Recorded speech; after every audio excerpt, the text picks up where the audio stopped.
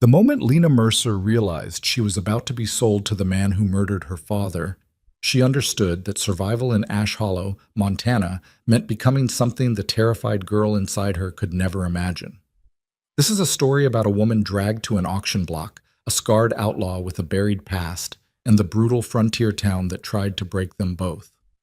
If you want to see how far desperation can push someone before they finally push back, stay until the end.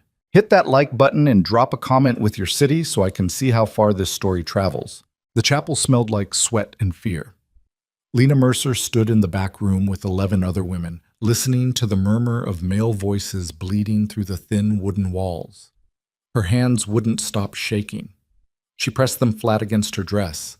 The only decent one she owned, navy blue with buttons up the front that her mother had sewn before the fever took her 6 years ago. Now it hung loose around her shoulders because she hadn't eaten properly in weeks. "Stop fidgeting," whispered the woman beside her. Margaret something. Lena couldn't remember her last name. Margaret was older, maybe 35, with gray already threading through her hair and a resigned slump to her shoulders that made Lena's stomach turn. "Makes you look weak." "I am weak," Lena said. "Then you're dead already." The door opened. Reverend Polk stepped inside, his collar too tight around his neck, his face red and sweating despite the October cold seeping through the floorboards. He didn't look at any of them directly. That was the mercy, Lena supposed, that he was ashamed enough to avoid their eyes. "Ladies," he said, and his voice cracked on the word. "We'll begin shortly. Remember the terms. The auction is binding. Once a bid is accepted and the vows are spoken, the marriage is legal and recognized by the territory of Montana. Resistance will be met with—" He paused, swallowed. "With appropriate measures." "You mean violence," Lena said. Polk's eyes finally met hers. They were watery and tired. "I mean lawful enforcement of contractual obligations." "That's not what contracts are. Miss Mercer, your father's debts were a lie."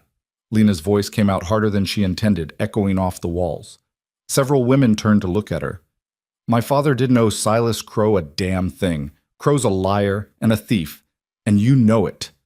Polk's face went from red to purple. "Your father signed promissory notes, legal documents witnessed by— Oh. By who? Crow's men? The same ones who found my father face down in the creek with a broken neck 3 weeks after he refused to sell our land?" Lena took a step forward. Her legs felt like water, but she forced them steady. "You think I don't know what this is? You think any of us are stupid enough to believe this auction is about debt?" The Reverend's mouth opened and closed. No sound came out. Margaret's hand touched Lena's elbow. "Don't," she whispered. "Please. You'll make it worse." But Lena couldn't stop. The rage had been building for weeks, sitting heavy in her chest like a stone, and now it was pouring out whether she wanted it to or not. "My father was murdered. You know it. The sheriff knows it. Everyone in this town knows Silas Crow killed him because he wanted our water rights, and my father wouldn't—" The slap came so fast she didn't see it coming. Polk's hand cracked across her face hard enough to snap her head sideways. Pain exploded through her cheekbone. She stumbled, caught herself on the wall, tasted blood. "You will be silent," Polk said quietly. His hand was shaking. "You will go out there. You will stand on that platform. And you will accept the outcome with grace and humility, or I will have you dragged there in chains. Do you understand me?" Lena touched her mouth. Her fingers came away red. She looked at the blood for a long moment, then looked at Polk, then at the other women watching her with expressions ranging from pity to terror to something that might have been respect. "Yes," she said. The word felt like swallowing glass. Polk nodded. He turned toward the door, then paused. "For what it's worth, Miss Mercer, I'm sorry. About your father. About all of this." He didn't wait for a response. The door closed behind him with a soft click. Margaret helped Lena to a chair. Someone handed her a handkerchief. The metallic taste of blood filled her mouth. "That was stupid," Margaret said, but her voice wasn't unkind. "I know. Crow's going to bid on you. Everyone knows it. He's been watching you for months." Lena's stomach lurched. She'd known, of course. Known it the way you know a storm is coming when the air goes still and heavy. Silas Crow was 53 years old, built like a barrel, with small dark eyes and hands that looked like they'd never done an honest day's work. He owned the bank, half the businesses in Ash Hollow, and most of the land within 20 miles. He'd wanted Lena's father's property, 40 acres with a natural spring that never ran dry, and when her father refused to sell, he'd ended up dead. Now Crow was going to buy his daughter. "I can't," Lena whispered. "I can't marry him. I can't let him touch me. I'd rather die." Margaret squeezed her hand. "You might, but probably not quick." Through the wall, Lena heard Reverend Polk's voice rising to address the crowd. The auction was starting. The chapel was packed. Lena had expected maybe 30 men. There were at least 70. They filled the pews, lined the walls, spilled out onto the front steps where late autumn sunlight cut through the October gloom. Most of them she recognized: ranchers, miners, drifters, men who came to Ash Hollow looking for cheap land and cheaper labor. Some wore their Sunday best. Others looked like they'd come straight from the fields, still covered in dirt and manure. They all had one thing in common. They were staring at the 12 women on the platform like livestock at market day. Reverend Polk stood at the pulpit, his Bible open in front of him, though Lena noticed he wasn't actually reading from it. Behind him hung a cross that suddenly felt obscene in this context, like hanging a banner about love and mercy over a slaughterhouse. "Gentlemen," Polk said, his voice barely carried over the murmur of the crowd, "we gather today under the authority granted by the territorial legislature to address matters of debt, estate settlement, and the proper Christian stewardship of women without male protection." Lena wanted to scream, Christian stewardship, as if selling human beings had anything to do with faith or protection. Beside her, a girl named Sarah was crying silently. She was 19, barely, with blonde hair and a soft, pretty face that had probably seemed like a blessing until today. Now it was a curse. Lena could see at least a dozen men already focused on her, their eyes hungry and calculating. "The terms are as follows," Polk continued. "Each lady will be presented individually. Bidding will start at $50. The winning bidder will immediately enter into marriage contract with his chosen bride. All debts associated with the lady's family will transfer to her husband. The union will be legally binding and recognized by all territorial and federal authorities." $50. Her entire life, her body, her future, worth less than a decent horse. Silas Crow sat in the front row, dead center, his legs crossed and his hands folded over his considerable stomach. He wore a black suit that probably cost more than most of the other bidders made in a year. His face was calm, almost bored, like this was just another business transaction. When his eyes found Lena, he smiled. It was not a kind smile. The first woman was called up. Her name was Ruth, 42 years old, widowed twice, with arthritic hands and a nervous twitch. The bidding was brutal and brief. A rancher named Tom Hewitt bought her for $55. Ruth didn't cry. She didn't protest. She just walked down the platform steps like a woman approaching the gallows and stood beside Hewitt while Polk recited abbreviated marriage vows that stripped away everything meaningful and left only the legal binding. "Do you, Ruth Ann Porter, take this man as your lawful husband?" Ruth's voice was barely audible. "I do." "Do you, Thomas Hewitt, take this woman as your lawful wife?" "I do." "Then, by the power vested in me by the territory of Montana, I pronounce you man and wife." No kiss, no celebration. Hewitt gripped Ruth's elbow and steered her toward the door. The crowd barely noticed. They were already focused on the next woman. It went on like that, one after another. Some women went quietly. Others fought, screaming, cursing, trying to run, until Crow's hired men dragged them forward and held them in place long enough for the vows to be spoken. Legal, binding, permanent. Margaret went for $73 to a miner with black teeth and whiskey on his breath. Sarah, the pretty blonde girl, sparked a bidding war that drove the price up to $215. The winner was a cattle baron from the next county who looked at her like a man admiring a new saddle. Then Polk called Lena's name. The walk to the front of the platform felt endless. Her legs were numb. Her heart hammered so hard she thought it might crack her ribs. The crowd's eyes followed her like physical weight, pressing down on her shoulders, making it hard to breathe. She stopped at the front, looked out at the sea of faces, tried to find one that didn't look predatory or indifferent or cruel, failed. "Lena Christine Mercer," Polk announced. 23 years of age, literate, skilled in household management and basic medicine. Property includes 40 acres with water rights, currently held against debts totaling $847. A lie. All of it a lie. But no one cared. Bidding starts at $50. Silas Crow didn't even wait for anyone else to speak. $850. The chapel went silent. $850. More than 15 times the starting bid. More than any of the other women had sold for combined. It wasn't a bid. It was a statement.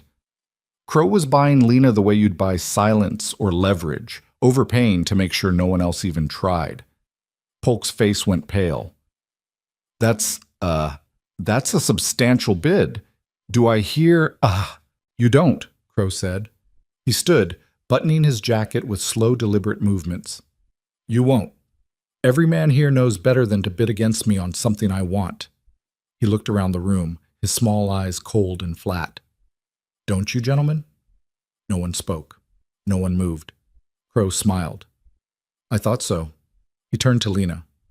Come here, girl. Lena's feet wouldn't move. Her whole body had locked up, muscles frozen, breath caught somewhere between her lungs and throat. This was it. This was the moment. In 30 seconds, she would be married to the man who murdered her father. In an hour, she'd be in his house, in his bed, owned completely. I said, come here. No. The word came out before she could stop it. Small and broken, but unmistakable. Crow's smile faded. What did you say? I said no. Lena's voice was shaking now, but getting louder. I won't marry you. I don't care what debts you claim my father owed. I don't care what papers you forged or which judge you bought. You killed him. Everyone knows it. And I will not. Crow moved faster than a man his size should have been able to. He crossed the space between them in 3 strides and grabbed Lena's arm hard enough to make her gasp. His fingers dug into her flesh like iron bars. You will do exactly what you're told, he said quietly. His breath smelled like coffee and cigars. You will marry me. You will sign over your land, and if you ever speak about your father again, I will make you wish I'd killed you too. Lena tried to pull away. His grip tightened. Pain shot up her arm. Let her go, someone said from the back of the chapel. Every head turned. A man stood in the doorway. Lena had never seen him before.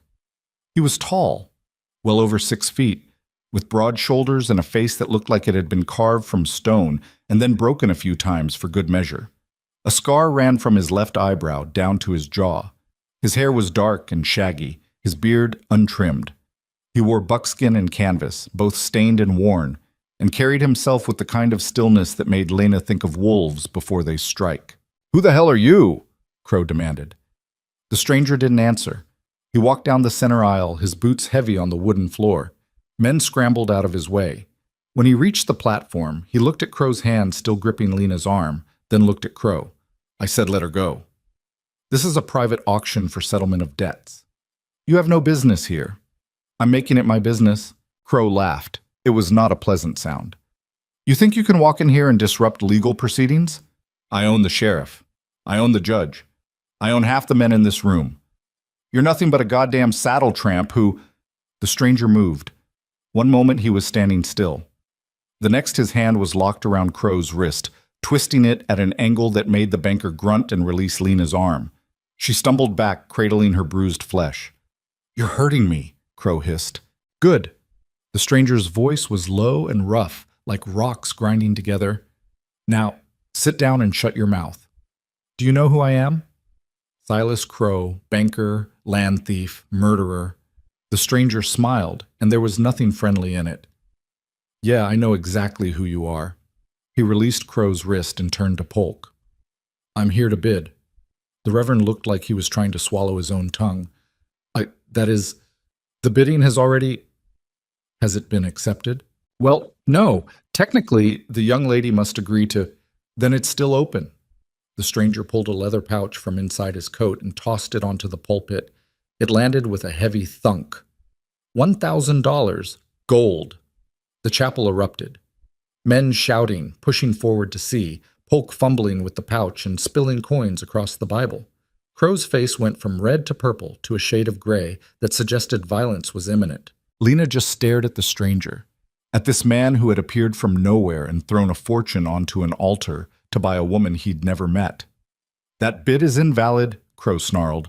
"I don't know what game you're playing, Blackwood, but—" "Blackwood?" Polk's voice came out as a squeak. "Rhett Blackwood?" The name hit the room like a thunderclap. Lena heard it ripple through the crowd. "Blackwood. That's Rhett Blackwood. The man who killed— No, wait. I heard he was dead.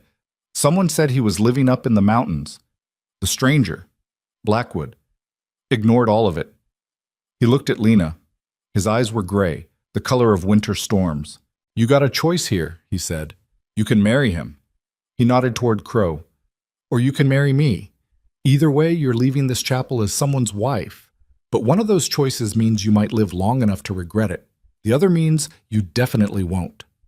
It was the worst proposal Lena had ever heard. No romance, no promises, just cold, brutal honesty about the trap she was in. She looked at Crow, at his small, cruel eyes and the way his hands had already reached for her like she was property he owned. Then she looked at Blackwood, at the scars and the wilderness in his face, and the way he'd thrown $1,000 onto an altar without expecting anything except her survival. "What do I have to do?" she asked. "Say yes when the Reverend asks, then get on my horse and hold on." Lena's mind was screaming at her that this was insane, that she knew nothing about this man except his reputation, and that reputation included words like killer and outlaw and dangerous. But she also knew that staying in Ash Hollow meant belonging to Crow, and that would be a death slower than any bullet. "Yes," she said. Crow exploded forward. "This is illegal. The auction has rules. You can't just—" Blackwood moved between them so fast Lena barely saw it. One hand went to the gun at his hip, not drawing it, just resting there, and Crow stopped like he'd hit a wall. "The bid is legal," Blackwood said quietly. "It's higher than yours." And the lady accepted. "So unless you want to dispute it with more than words, I suggest you sit back down." For a long moment, nobody moved. The whole chapel held its breath. Crow's hand twitched toward his own weapon, then stopped. Whatever reputation Rhett Blackwood had, it was apparently enough to make even Silas Crow think twice about drawing on him. "Reverend," Blackwood said without taking his eyes off Crow, "you want to do your job or do I need to find someone else?" Polk looked like he wanted to melt through the floor.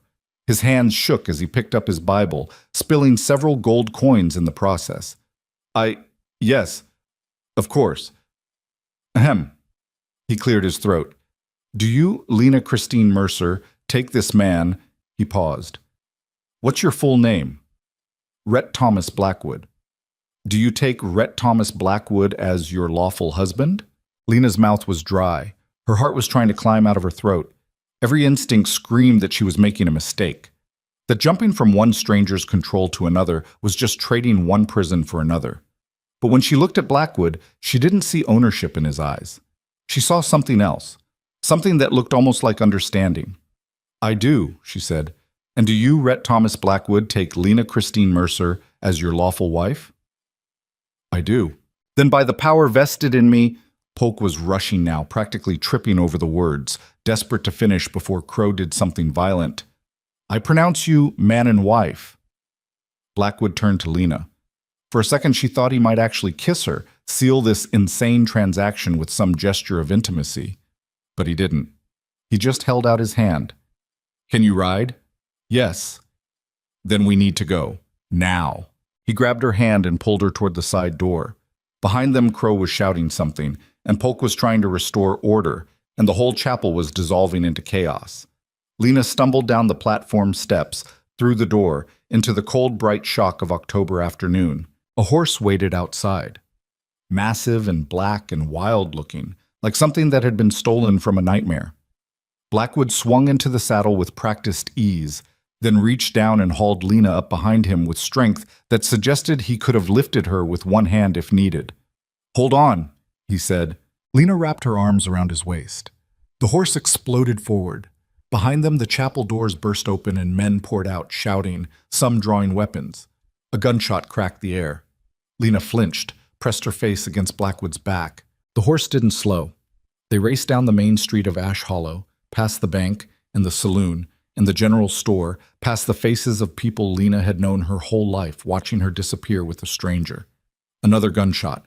The bullet hit somewhere. A building, the dirt, Lena couldn't tell. But Blackwood just urged the horse faster. They hit the edge of town and kept going. Up into the foothills, through stands of pine that swallowed the sunlight, across streams that splashed ice-cold water up their legs. The horse climbed trails that looked like they'd been made by animals rather than men. Lena held on and tried not to think about what she'd just done. She'd married a man she didn't know. She was riding into wilderness with someone people called a killer. And somewhere behind them, Silas Crow was almost certainly gathering men to come after them both. But at least she wasn't married to the man who murdered her father. At least she'd made a choice, even if it was choosing between two kinds of danger. At least she was still breathing. They rode until the sun started dropping toward the mountains. Finally, when Lena's arms were screaming and her legs had gone numb from gripping the horse, Blackwood pulled to a stop beside a narrow creek. "We'll rest here," he said. 5 minutes. Water the horse."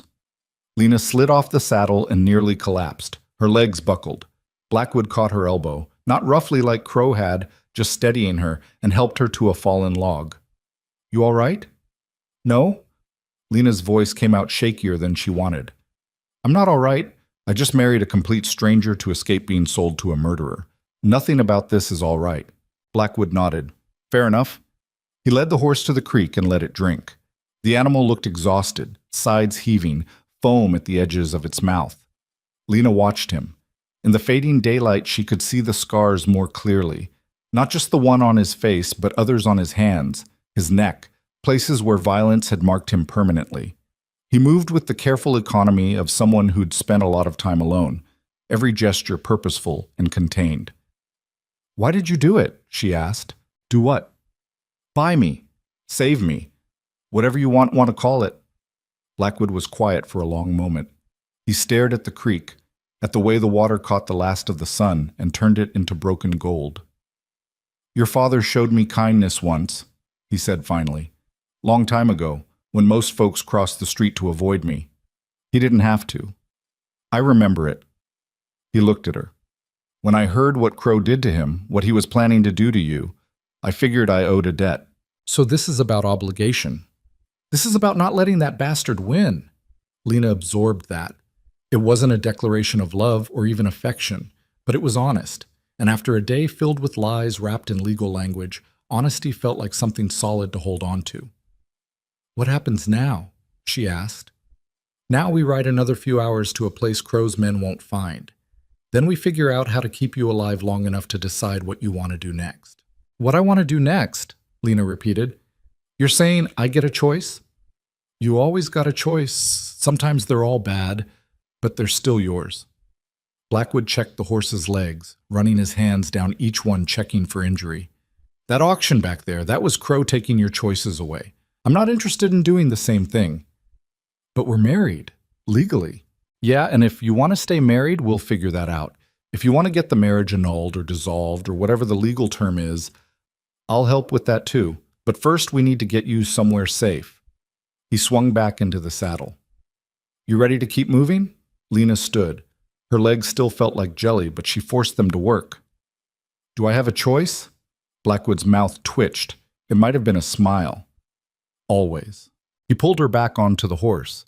They rode into the deepening dark, leaving Ash Hollow and everything Lena had ever known far behind. She didn't look back. The cabin appeared just as Lena was starting to believe they would ride forever into an endless black forest. One moment there was nothing but trees and darkness. The next, a structure materialized from the shadows, small, rough-built, tucked against a cliff face like something trying to hide from the world. Blackwood dismounted and helped Lena down. Her whole body ached. She'd been on horseback for hours and every muscle was screaming protest. "Inside," Blackwood said. "I'll tend the horse." The cabin had one room. A fireplace made of stacked river stones dominated one wall. A table and 2 chairs sat in the center. A bed, just a wooden frame with what looked like a corn husk mattress, occupied the far corner. Shelves held supplies, dried meat, flour, coffee, ammunition. Furs were piled near the fireplace. It was sparse and utilitarian and completely isolated from anything resembling civilization. Lena sank into one of the chairs and put her head in her hands. She was married. The thought kept circling her mind like a bird trapped in a room, batting against the walls, looking for escape. Married to a man she'd met 4 hours ago. Married to a stranger people whispered about like he was death-walking. Married because the alternative was worse. The door opened. Blackwood came in carrying firewood and saddlebags. He built a fire with quick efficiency. Newspaper, kindling, larger logs arranged in a pattern that caught immediately. Warmth began pushing back the October cold. "You hungry?" he asked. Lena realized she hadn't eaten since yesterday. Yes. He pulled out supplies and started preparing a meal. Bacon, beans, hardtack. Simple food cooked in a battered iron skillet over open flame. He worked in silence and Lena watched him, trying to reconcile what she was seeing with the reputation that had preceded him. "The Reverend seemed afraid of you," she said, "when he heard your name." "Most people are." "Why?" Blackwood flipped the bacon. Grease sizzled and spat. "Because I killed some men. Because I lived when they thought I'd die. Because people like stories, and the story about me is easier to tell when I'm a monster." "Are you?" He looked at her then, those gray eyes level and honest. "Depends on who you ask." "I'm asking you. I've done things I'm not proud of. Hurt people who probably didn't deserve it as much as I told myself they did. But I've also lived by a code, such as it is." He divided the food onto 2 tin plates and handed her one. "I don't hurt women. I don't steal from people who can't afford it. And I don't let bastards like Silas Crow destroy lives just because they have the money and power to do it." Lena took the plate. The food was simple, but it smelled amazing. "He killed my father." "I know. Can you prove it?" "No, but I know Crow's pattern. He did the same thing to me 5 years ago." Blackwood sat in the other chair, his own plate balanced on his knee. "I had a wife, a daughter. Small ranch about 30 miles from here. Good water, good land. Crow wanted it. Made an offer. I refused. Then he claimed I owed him money. Loans I never took. Debts that didn't exist. When I fought back, he had me arrested for assault. By the time I got out, my wife was dead and my daughter was gone." Lena's breath caught. "Gone where?" "East. My wife's sister took her. Probably better that way. Girl doesn't need to grow up with a father people call a murderer." "Are you a murderer?" Blackwood chewed bacon, considering. "I killed the 2 men who were in my house when I got there. The ones Crow sent to deliver the message that my wife was already dead and I should accept it.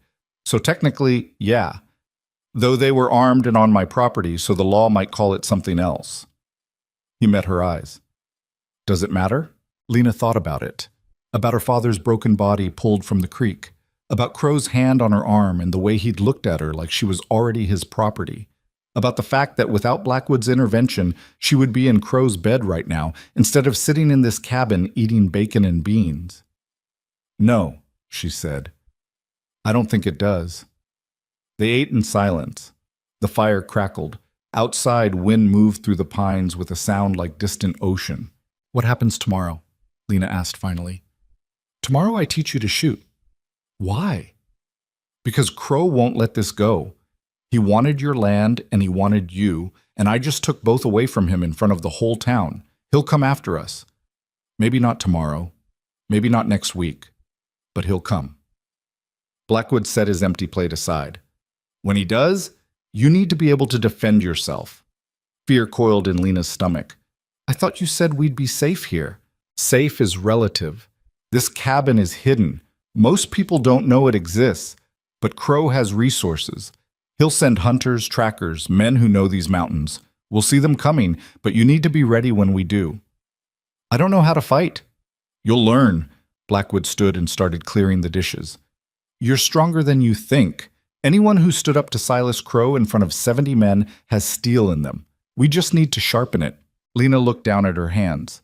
They were shaking again, but this time not from fear, from exhaustion, from the sheer overwhelming weight of everything that had happened in the last 12 hours. "I'm tired," she said quietly. Blackwood nodded toward the bed. "Take it. I'll sleep by the fire." "We're married. People who are married usually, we're married on paper because that was the only way to get you out of that chapel alive." His voice was gentle but firm.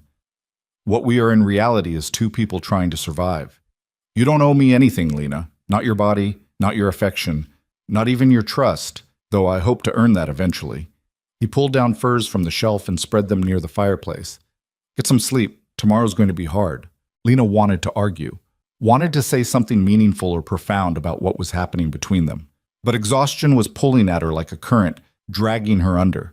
She made it to the bed, collapsed onto the cornhusk mattress, still wearing her dress and shoes, and was asleep before she could form another coherent thought. She dreamed of her father, of the creek where they found him, of Crow's smile and Blackwood's scars, and a horse carrying her into darkness that might be safety or might be just another kind of trap. When she woke, pale dawn light was filtering through the cabin's single window. Blackwood was already up, moving quietly, adding wood to the fire and starting coffee. He moved like someone who'd spent years living alone. No wasted motion, no need to fill silence with noise. Lena sat up. Her body ached everywhere. Her dress was wrinkled beyond repair. Her hair had come loose from its pins and hung in tangles around her shoulders. "Coffee?" Blackwood asked. "Please." He poured 2 cups from a battered pot, handed her one. It was strong enough to strip paint and tasted like salvation. Lena drank it black and felt something like humanity returning to her bones. "You meant it?" she asked. "About teaching me to shoot?" "Yeah." "Why? If we're safe here." "We're not safe anywhere as long as Crow is alive and free." Blackwood sat across from her, his own coffee steaming in the cold morning air. "And even if we were, you deserve to know how to protect yourself. What happened yesterday? That auction, that whole system? It works because women don't have power, can't fight back, can't defend themselves." He looked at her over the rim of his cup. "I can't give you back the life Crow took from you, but I can teach you how to make sure no one takes anything from you again without paying for it in blood." Mal butter a slate po kijipos. It should have sounded violent, threatening even, but the way Blackwood said it, steady and matter-of-fact, it just sounded like truth. "Okay," Lena said. "Teach me." They started with an old revolver that looked like it had survived a war. Blackwood led Lena out behind the cabin to a clearing where someone, probably him, years ago, had set up a rough shooting range. Tree stumps at various distances. A split log balanced on rocks. Tin cans lined up on a fallen trunk. "This is a Colt Navy," he said, handing her the weapon. .36 caliber.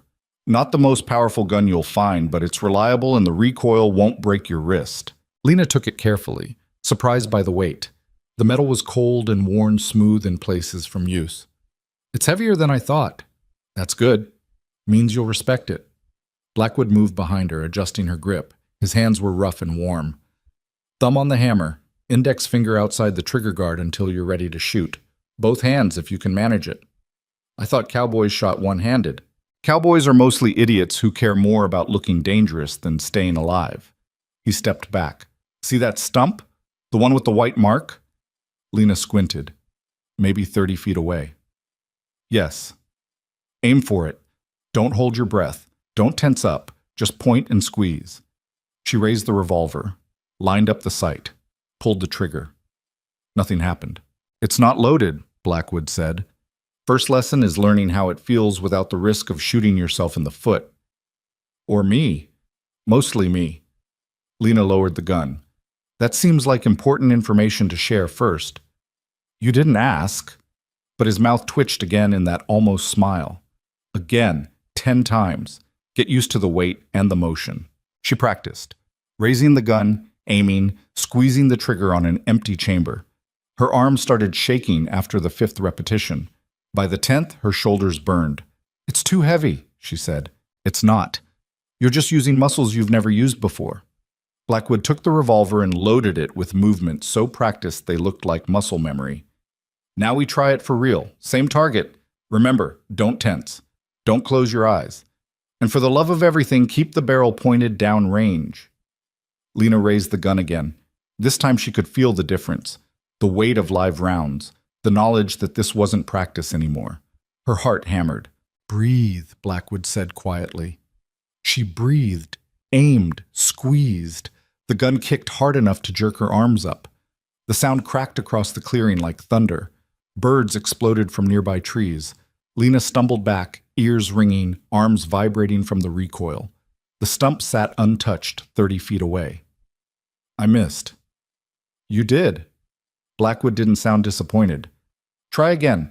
This time don't fight the recoil. Let it happen. Your body's tensing up because it knows what's coming. She tried again.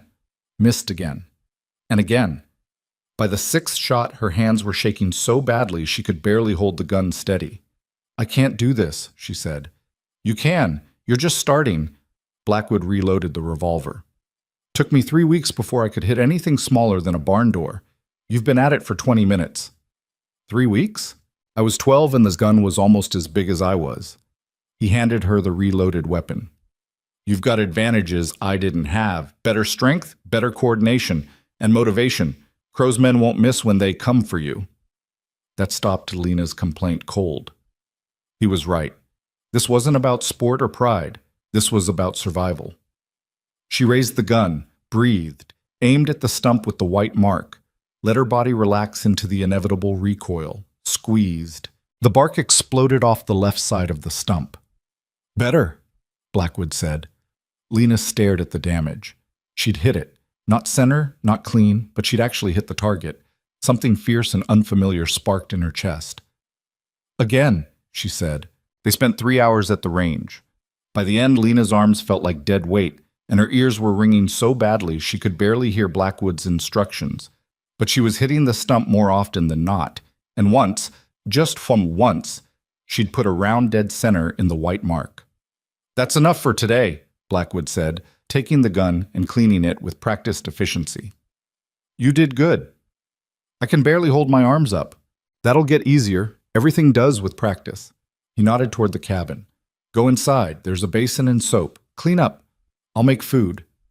Lena's stomach growled at the mention of food. She was starving and exhausted, and every muscle in her body hurt. But underneath the pain was something else. Something that felt almost like accomplishment. She'd learned to shoot.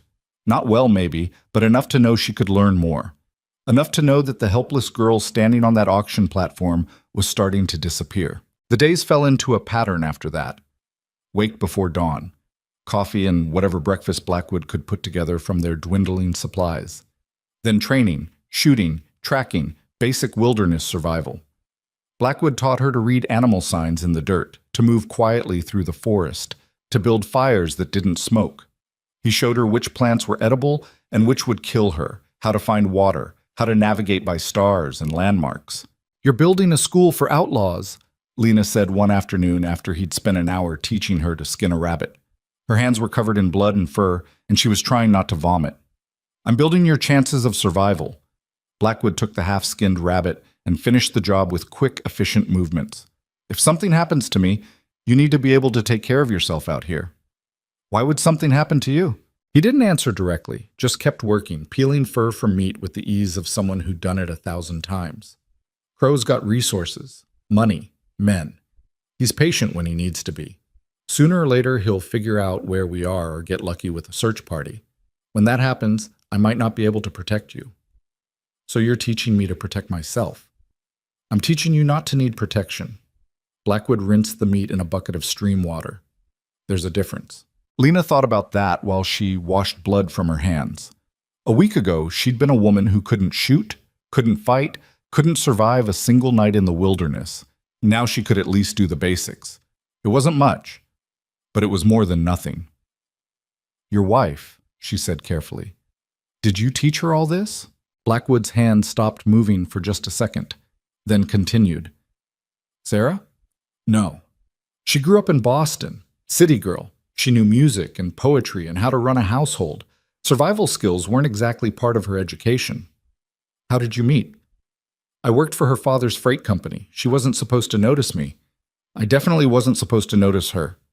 His voice went soft, distant.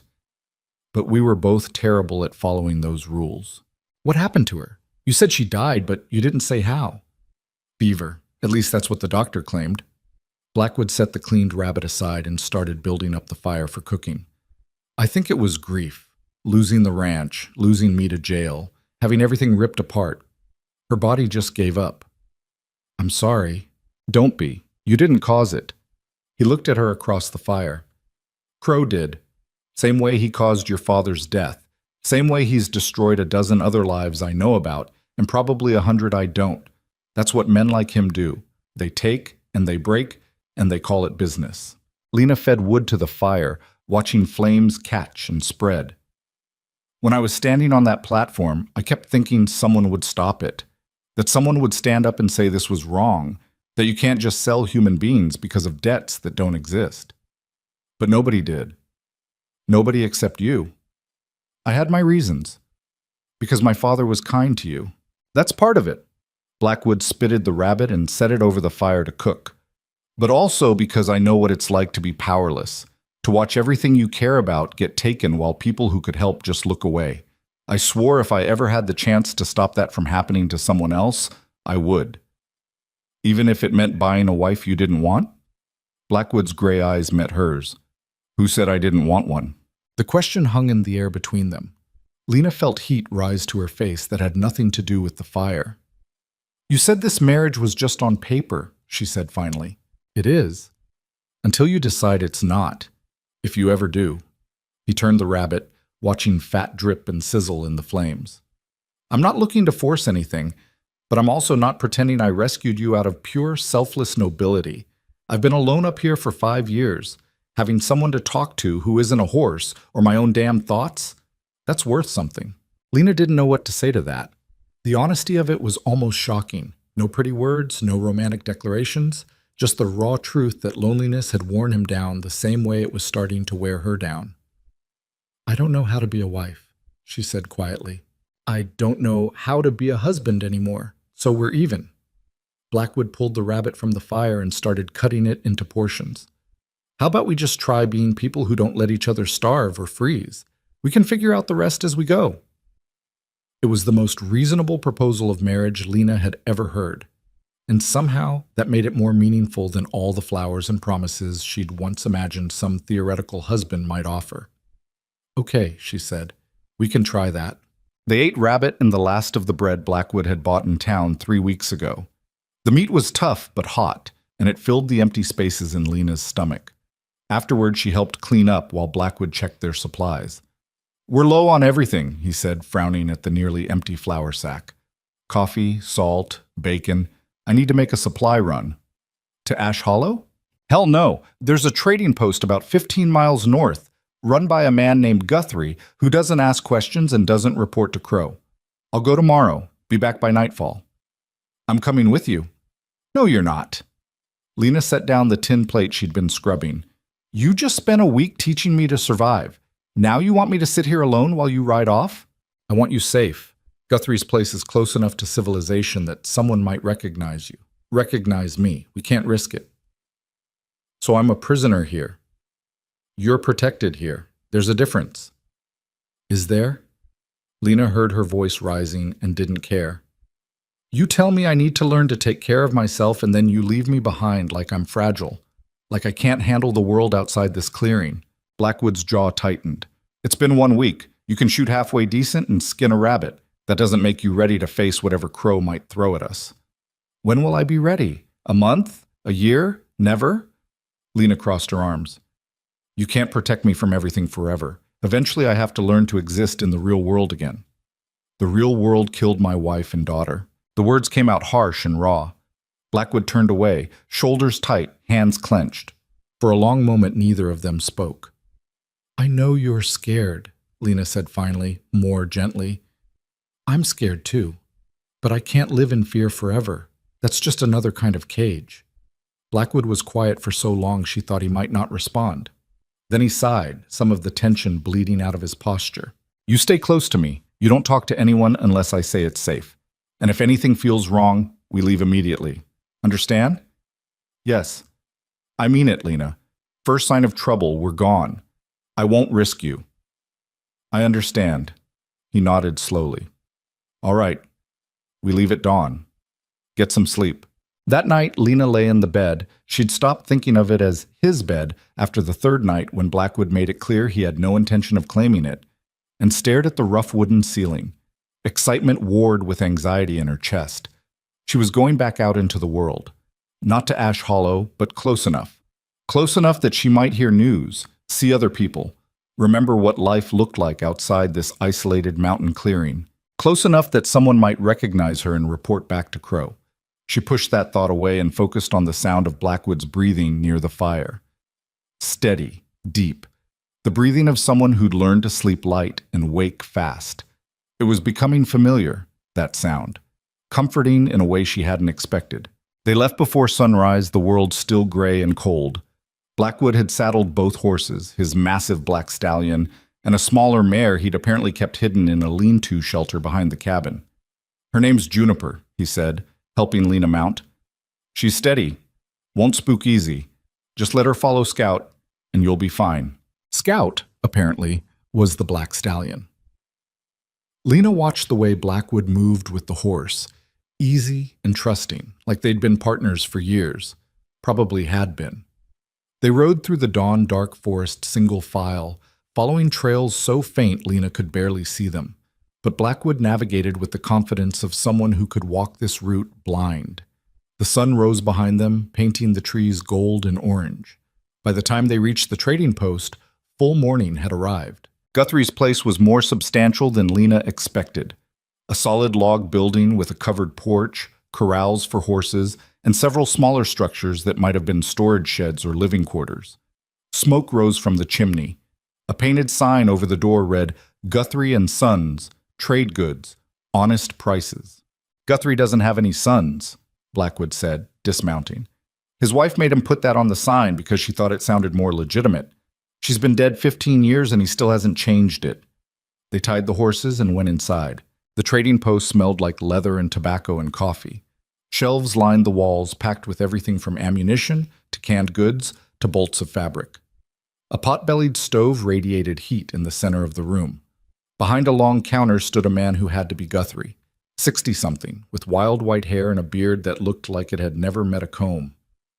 "Blackwood," Guthrie said without preamble. "Heard you died." "Heard the same about you."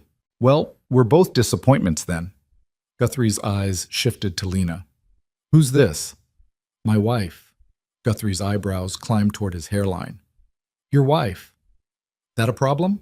"Nope. Just surprised you finally convinced someone to marry you. Must have been desperate." But Guthrie was grinning. He came around the counter and stuck out a gnarled hand. "Pleased to meet you, Mrs. Blackwood. Any woman willing to put up with this ornery bastard deserves respect." Lena shook his hand. "Lena. And I'm still deciding if I'm putting up with him or just tolerating him temporarily." Guthrie barked a laugh. "Oh, I like her. She's got spine." He turned back to Blackwood. "What do you need?" "Flour, coffee, salt, bacon, ammunition, if you've got any, for a Navy Colt and a Winchester, some canned goods, whatever vegetables won't spoil in a week." "I can do that. Might cost you, though. Prices have gone up." "Everything costs. Just tell me the damage." While Guthrie and Blackwood negotiated, Lena wandered the store. It felt strange being around so many manufactured goods after a week in the wilderness. Civilized. Normal. She touched fabric, examined tins of peaches, ran her fingers over the spine of a book without really reading the title. "You're the Mercer girl." Lena spun around. A woman stood near the fabric section, middle-aged, plain, wearing a dress that had seen better years. Her face was familiar, but Lena couldn't place her. "Martha Simmons," the woman supplied. "I knew your mother. Used to buy eggs from your father." Lena's throat went tight. "Mrs. Simmons, I didn't see you at the—" She stopped. Couldn't say auction. The word stuck like glass. "I wasn't there. Couldn't stomach it." Martha glanced toward where Blackwood was still talking with Guthrie, then lowered her voice. "Is he treating you well? Blackwood? There are stories about him. He's—" Lena wasn't sure how to finish that sentence. "He's given me no cause for complaint." "That's not an answer." "It's the only one I have." Lena met the woman's eyes. "He took me out of a situation that would have killed me. Whatever else he is or isn't, that counts for something." Martha studied her for a long moment, then nodded. "I suppose it does. Just be careful. Crow's been asking questions, sending men out looking. He wants you back." Ice slid down Lena's spine. "Have you seen his men around here?" "Not here specifically, but they've been to the settlements north of Ash Hollow, offering money for information about a scarred man and a young woman traveling together." Martha reached out and squeezed Lena's hand. Watch yourself. And if you ever need help, real help, you come find me. I live 3 miles east of town in the old Peterson homestead. You remember where that is?" "I remember." "Good." Martha picked up a spool of thread she'd apparently come to purchase. "Take care, child." She left before Lena could respond. The door closed behind her with a soft bell chime. Lena stood frozen, Martha's warning echoing in her head. Crow was hunting them, offering money. That meant bounty hunters, trackers, anyone desperate or greedy enough to take the job. "Ready to go?" Blackwood appeared beside her, carrying 2 burlap sacks stuffed with supplies. He must have seen something in her face because his expression immediately shifted to alert. "What happened?" "Someone recognized me. Martha Simmons. She said Crow's men are looking for us. Offering money." Blackwood's jaw tightened. He glanced around the store, then toward the windows facing the road. "We need to leave. Now." "She won't tell anyone. She knew my mother." "It doesn't matter who she tells or doesn't tell. If she recognized you, someone else might." He handed Lena one of the sacks. "Get to the horses." They loaded the supplies quickly and mounted. Blackwood's whole demeanor had changed, no longer relaxed but coiled tight, his eyes constantly scanning the tree line and the road. They left Guthrie's at a pace just short of running. They'd gone maybe 5 miles when Blackwood suddenly pulled Scout to a stop. He held up his hand for silence, his head tilted, listening. Lena heard it a moment later. Hoofbeats, multiple horses coming from the direction of the trading post. "Off the trail," Blackwood said quietly, "into the trees. Don't make a sound." They guided the horses into the thick pine forest, pushing through low branches that scraped and caught. Blackwood found a dense thicket and positioned them inside it, hidden from the trail but able to see through the gaps in the foliage. The hoofbeats grew louder. 4 men came into view, riding hard. They wore trail dust and gun belts, and the kind of worn-down expressions that spoke of too many miles and not enough pay. Hunters. Exactly what Martha had warned about. Lena held her breath. Beside her, Blackwood's hand rested on his rifle, ready but not yet drawn. Scout and Juniper stood perfectly still, trained for this. The hunters passed within 20 feet of their hiding spot. Lena could hear fragments of conversation. Postkeeper said a man and woman came through. Could be anyone. Half the territory is couples. Scarred face, that narrows it down. Crow said 500 for the woman alive, 3 for Blackwood dead or alive. The voices faded as the hunters continued down the trail. Blackwood waited until the hoofbeats had been gone for a full 5 minutes before he moved. $800, he said quietly. That's a serious bounty. What do we do? We go back to the cabin. We stay there. And we start making plans for what happens when staying isn't enough anymore. They rode back in tense silence. The sunshine and morning optimism had evaporated completely, replaced by the cold reality that they were being hunted by men who had significant motivation to find them. When they reached the cabin, Blackwood immediately began securing the perimeter. He checked sight lines, identified approach routes, set up basic alarms, tripwires attached to bells that would warn them if anyone came close. Lena helped where she could, learning by watching. "How long do we have?" she asked. "Before they find us?" "Could be weeks. Could be tomorrow. Depends on how good they are and how lucky they get." Blackwood strung wire between 2 trees and attached a cluster of tin cans. "But they will find us eventually. This cabin isn't invisible. I've kept it hidden for 5 years because I was alone and careful. But now there are 2 of us, fresh tracks, and $800 in bounty money. So what do? Run? Not yet. Running means being exposed, visible. Right now we have defensive advantage, but we need to be ready to leave fast if it comes to that." He looked at her seriously. "How's your shooting?" "Better than it was a week ago." "That's not good enough. Starting tomorrow, we train harder. You need to be able to hit a moving target. Reload under pressure. Shoot accurately when you're scared or tired or hurt." He paused. "And you need to be able to kill someone if it comes to that." Lena's stomach turned. "I don't know if I can." "You won't know until you have to. But I need you to understand what's coming. These aren't lawmen. They're bounty hunters. They won't arrest you nicely and take you back to stand trial. They'll drag you back to Crow, however they can manage it. And what happens to you after that?" His voice went hard. "I won't let it get that far. But if something happens to me, you need to be able to protect yourself. Permanently." The weight of what he was saying settled over Lena like a physical thing. He was talking about killing, about her becoming the kind of person who could point a gun at another human being and pull the trigger without hesitation. "I don't want to be that person," she said. "Neither did I. But sometimes life doesn't give you the option of staying who you were." That night, Lena couldn't sleep. She lay in the dark, listening to the forest sounds and thinking about the hunters on the trail, about the price Crow had put on her head, $500 alive. More than most people made in a year, enough to tempt anyone desperate or greedy enough to take the risk. She thought about her father, about the girl she'd been before he died, sheltered, naive, believing the world operated on fairness and justice. That girl was gone, sold at auction and replaced by someone harder, someone learning to shoot and track and survive, someone who might have to kill. The question was whether that transformation was freedom or just another kind of loss. The woman appeared 3 weeks later, stumbling into their clearing just after dawn with blood on her dress and terror in her eyes. Lena saw her first, a flash of movement through the trees while she was hauling water from the creek. She dropped the bucket and ran back to the cabin, heart hammering. "Rhett, someone's coming." Blackwood was on his feet instantly, rifle in hand. "How many?" "Just one. A woman, I think. She looks hurt." They moved to the edge of the clearing together. The woman had collapsed near the tree line, her breathing ragged and harsh. As they got closer, Lena recognized her, Clara Boone, one of the women from the auction. She'd been bought by a lumber mill owner named Dutch Kaplan for $97. "Clara?" Lena dropped to her knees beside the woman. Up close, she could see the damage, bruises on her face, split lip, a gash on her arm that was still bleeding through a makeshift bandage. "What happened?" Clara's eyes focused slowly. When she recognized Lena, something like relief flooded her features. "You got out.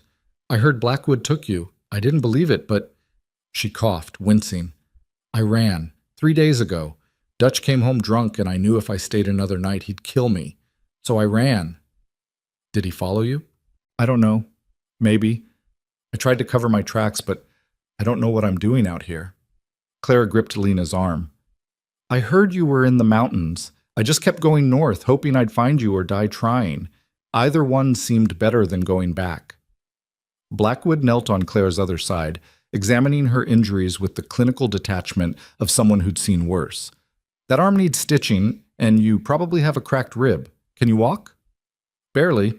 "Then we'll carry you. Lena, get the door." They brought Clara inside and laid her on the bed. Blackwood worked with surprising gentleness, cleaning the wound on her arm and stitching it closed with thread and a curved needle he kept in a small medical kit. Clara bit down on a leather strap and didn't scream, though tears ran down her face. "You're tougher than you look," Blackwood said, tying off the final stitch. "I've had practice." Clara's voice was hoarse. Dutch wasn't the first man who thought owning a piece of paper meant he could do whatever he wanted. Lena brought water and what passed for medical supplies in their limited stock. She helped Clara drink, watched some color return to the woman's face. "How did you know where to find us?" Lena asked. "I didn't. I just knew the mountains were north and Blackwood supposedly lived somewhere up here like some kind of ghost." Clara managed a weak smile. "Guess the stories were true." "Some of them." Blackwood stood and washed blood from his hands in the basin. "You can't stay here long. It's not safe." "It's safer than anywhere else I can think of. Not for much longer. Crow's got hunters looking for us. You being here just makes us a bigger target." Clara's face went pale. "Crow? Is he's still looking for Lena?" "He's offering $500 for her alive. 3 for me, either way." Blackwood dried his hands. "Every bounty hunter and desperate fool in the territory knows our descriptions by now. Adding another fugitive to the mix doesn't help." "I can leave. You can barely walk," Lena said sharply. "And you're injured. You're not going anywhere until you've healed." Blackwood shot her a look but didn't contradict her. Clara closed her eyes, exhaustion finally overtaking adrenaline. Within minutes, she was asleep. "We can't keep her," Blackwood said quietly once they were outside. "We can't send her back out there to die." "She won't die. She'll head west, find a town that doesn't know her face, start over." "With what money? What skills?" Lena crossed her arms. "She's in the same position I was. Worse, actually, because she's already been bought once." You think any town won't ask questions about a woman traveling alone with bruises and a fresh wound? That's not our problem. Like hell it isn't. Lena's voice came out harder than she intended. You saved me because my father showed you kindness once. Well, Clara was in that chapel with me. She stood on that platform and got sold like livestock. If we turn her away now, we're no better than the people who let that auction happen. Blackwood was quiet for a long moment, his jaw working. Finally, he sighed. She can stay until she's healed. Then she needs to make her own choice about where to go. Thank you. Don't thank me yet. Every extra person here increases the risk, and Clara just led anyone tracking her straight to us. He was right, of course. Lena knew it. But she also knew that leaving Clara to fend for herself would be a death sentence, and she'd seen enough death already. Clara recovered faster than expected. Within a week, she was up and moving, helping with chores around the cabin despite Blackwood's protests that she should rest. She had a sharp wit and a darker sense of humor than Lena expected, honed by years of surviving men who thought they owned her. First husband died in a mining accident, Clara said one afternoon while helping Lena prepare rabbit stew. Second one drank himself to death. Third one I actually liked, but he got shot by a claim jumper. After that I figured marriage was cursed for me. Then my brother got himself in debt to some gambler and used me as collateral. She laughed bitterly. That's how I ended up at the auction. Not even my debt. His. Where's your brother now? Dead, I hope. Or at least far enough away that I never have to see him again. Clara chopped carrots with more force than necessary. You got any siblings? No, just me and my father, and now just me. Crow killed him? I can't prove it, but yes. Clara set down the knife. You ever think about killing Crow back? The question hung in the air. Lena had thought about it, of course, late at night when sleep wouldn't come and rage filled up all the empty spaces. She'd imagined putting a gun to Silas Crow's head and pulling the trigger, watching him fall, making him pay for her father, for the auction, for every life he'd destroyed in his climb to power. Sometimes, she admitted. Me too. Not just Crow, Dutch Kaplan, my brother, every man who ever thought they could buy me or break me or own me. Clara's eyes were hard. But thinking about it and doing it are different things. Are they? Aren't they? Lena didn't have an answer for that. That night, Clara joined them for dinner around the fire. Blackwood had shot a deer and they were roasting the meat slowly, letting fat drip and sizzle. It was the most food they'd had in weeks, and the smell alone was enough to make Lena's mouth water. I heard things in town, Clara said carefully, before the auction, about you and Crow. Blackwood didn't look up from turning the spit. What kind of things? That you crossed him 5 years ago over water rights, that he had your wife killed and your daughter taken, that you killed 2 of his men and disappeared into the mountains. She paused. Are those things true? Close enough. So you've got as much reason to hate him as we do. More, probably. Clara leaned forward. Then why are we hiding? Why are we up here waiting for his hunters to find us instead of going after him? Because going after Crow means going into Ash Hollow, into his territory, where he controls the law, the bank, most of the businesses, and probably half the armed men. Blackwood finally looked at her. It's suicide. Maybe. Or maybe it's the only way any of us get free. Clara's voice was intense now, urgent. He's not going to stop. You know that. He'll keep sending hunters until someone gets lucky. And even if we run, even if we make it to California or Oregon or wherever, we'll always be looking over our shoulders, always wondering when he'll find us. What are you suggesting? I'm suggesting we stop running and start fighting. Find evidence of what he's done. Expose him. Destroy him the way he's destroyed everyone else. Blackwood shook his head. Evidence won't matter. He owns the judge. He owns the sheriff. You could have a signed confession and it wouldn't change anything. What about federal law? Lena said quietly. Both of them turned to look at her. Crow controls the town, but Montana's still a territory. Federal marshals have jurisdiction over territorial crimes. Murder, fraud, kidnapping, all of that falls under federal law. Clara's eyes lit up. She's right. If we could get evidence to a federal judge or marshal, how? Blackwood cut her off. The nearest federal courthouse is 300 miles away. We'd have to travel through territory where every bounty hunter knows our faces. And even if we made it, what proof do we have? Suspicions, stories, that won't convince anyone. Crow keeps records, Lena said. The idea was forming as she spoke, pieces clicking together. My father mentioned it once, said Crow was meticulous about documentation. Every loan, every debt, every transaction, he writes it all down. Where? His house. There's a study on the second floor. My father went there once to discuss selling our land. He said the room was full of ledgers and papers. Blackwood stared at her like she'd lost her mind. You want to break into Silas Crow's mansion. I want to find proof of what he's done.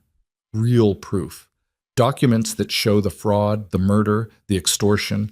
Then we take that evidence to the federal authorities and let them handle him. That's insane. It's a chance. Clara was nodding now, excited. A real chance to end this instead of just running from it. It's a chance to get killed. Blackwood stood and paced away from the fire. Crow's house is in the middle of town. There are probably guards, locks, and even if by some miracle you got inside and found these supposed records, how do you plan to get out? Just walk out the front door with a stack of incriminating documents? I don't know, Lena admitted. But doing nothing means waiting here until hunters find us or starvation sets in. At least this way we're taking control. Blackwood turned to face them, his expression caught between anger and something that might have been respect. You're both crazy. Probably, Clara said, but we're also right, and you know it. For a long moment, nobody spoke. The fire crackled. Wind moved through the pines outside. Lena could see Blackwood thinking, weighing options, calculating risks the way he'd probably been doing for the last 5 years of survival. If we do this, he said finally, we do it smart. We plan every detail. We don't rush in hoping for luck. And if anything goes wrong, anything at all, we abort and run. Agreed? Lena felt something fierce and hot kindle in her chest. Hope. Maybe. Or just the relief of finally taking action instead of waiting for disaster. Agreed, she said. Clara smiled. When do we start? They spent the next 3 days planning. Blackwood drew maps from memory, marking streets and buildings and approaches to Crow's mansion. Clara contributed what she knew about guard routines and staff schedules from her time in town. Lena added details about the house layout from her father's descriptions. The study is here, Lena said, pointing to the second floor on Blackwood's rough sketch. North-facing window. There's a large oak tree close to the house. My father mentioned it because he thought it was a security risk, too easy for someone to climb. He was right. Blackwood studied the map. If we can get to that tree without being seen, we might be able to access the window. Might is doing a lot of work in that sentence, Clara said. This whole plan is built on might and hope. Blackwood tossed the pencil down. But it's still better than sitting here waiting to die. They decided to go on a moonless night. Less visibility meant more risk of stumbling, but also better cover. Blackwood would stay outside as lookout and escape route. Lena and Clara would enter the house together. Why both of us? Clara asked. Because if something goes wrong, you need backup, Blackwood said. And because 2 people can search faster than 1. And because you don't want to leave me behind, Lena added. Blackwood didn't deny it. The night they chose was cold and starless, clouds blocking out even the faint light from the Milky Way.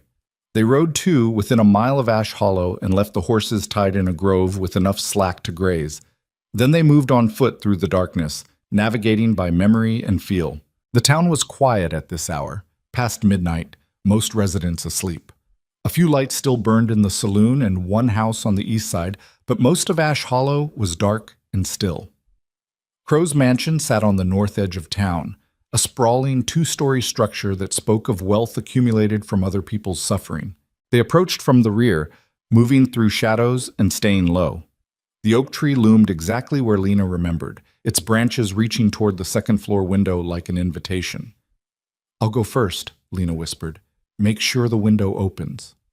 If it doesn't, then we find another way in or we abort. She climbed carefully, testing each branch before putting her full weight on it. The bark was rough under her hands, and her heart hammered so hard she thought it might crack her ribs. When she reached the level of the window, she pressed her face to the glass. The study was dark inside.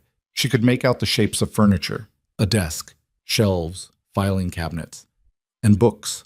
Dozens of ledgers lined up on shelves like soldiers waiting for orders. Lena tried the window. Locked, of course.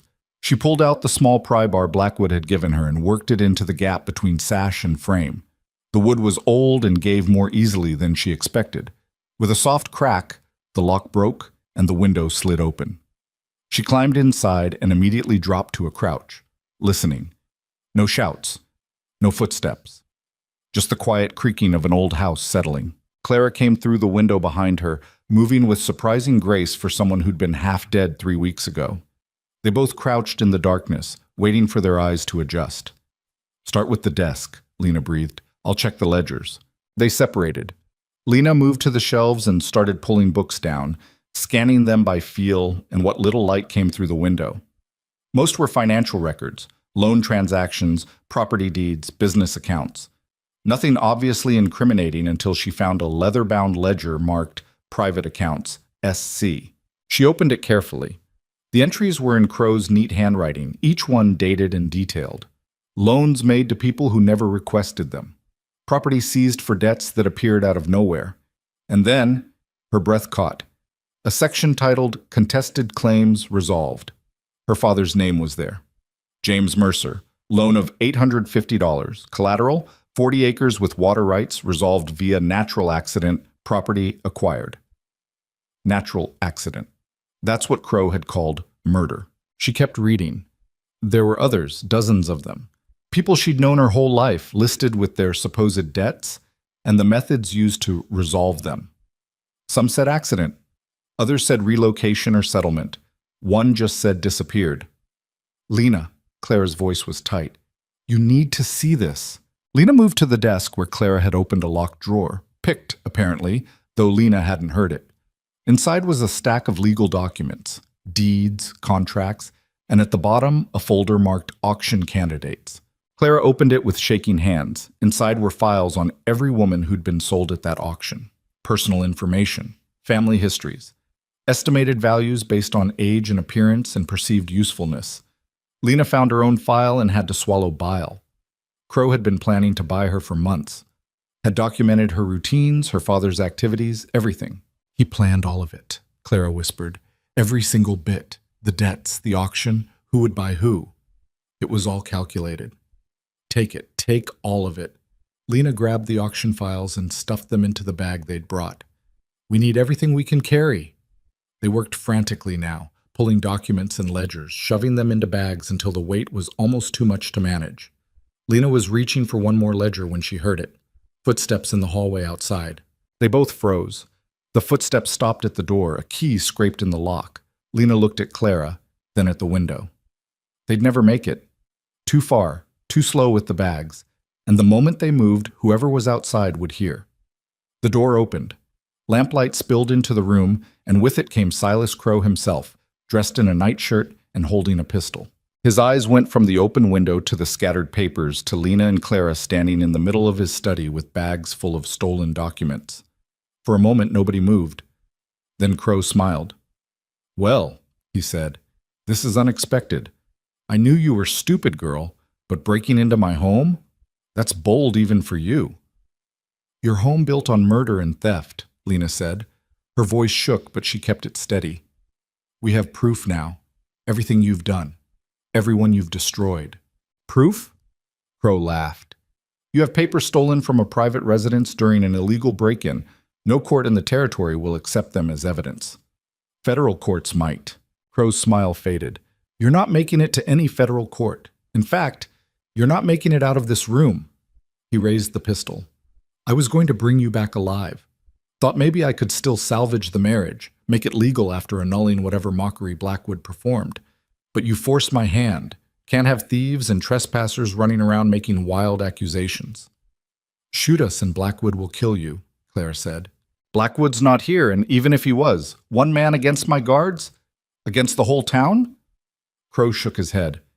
"He's smart enough to run and save himself." "You don't know him very well, then." The window exploded inward. Glass shattered everywhere, and Blackwood came through rifle first, hitting the floor in a roll and coming up with the barrel pointed at Crow's head. "Drop it," Blackwood said quietly.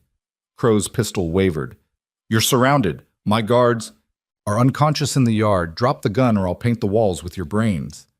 For a long, terrible moment, Lena thought Crow might actually shoot, might decide dying was better than losing. But then he lowered the pistol slowly and set it on the desk. "Smart choice."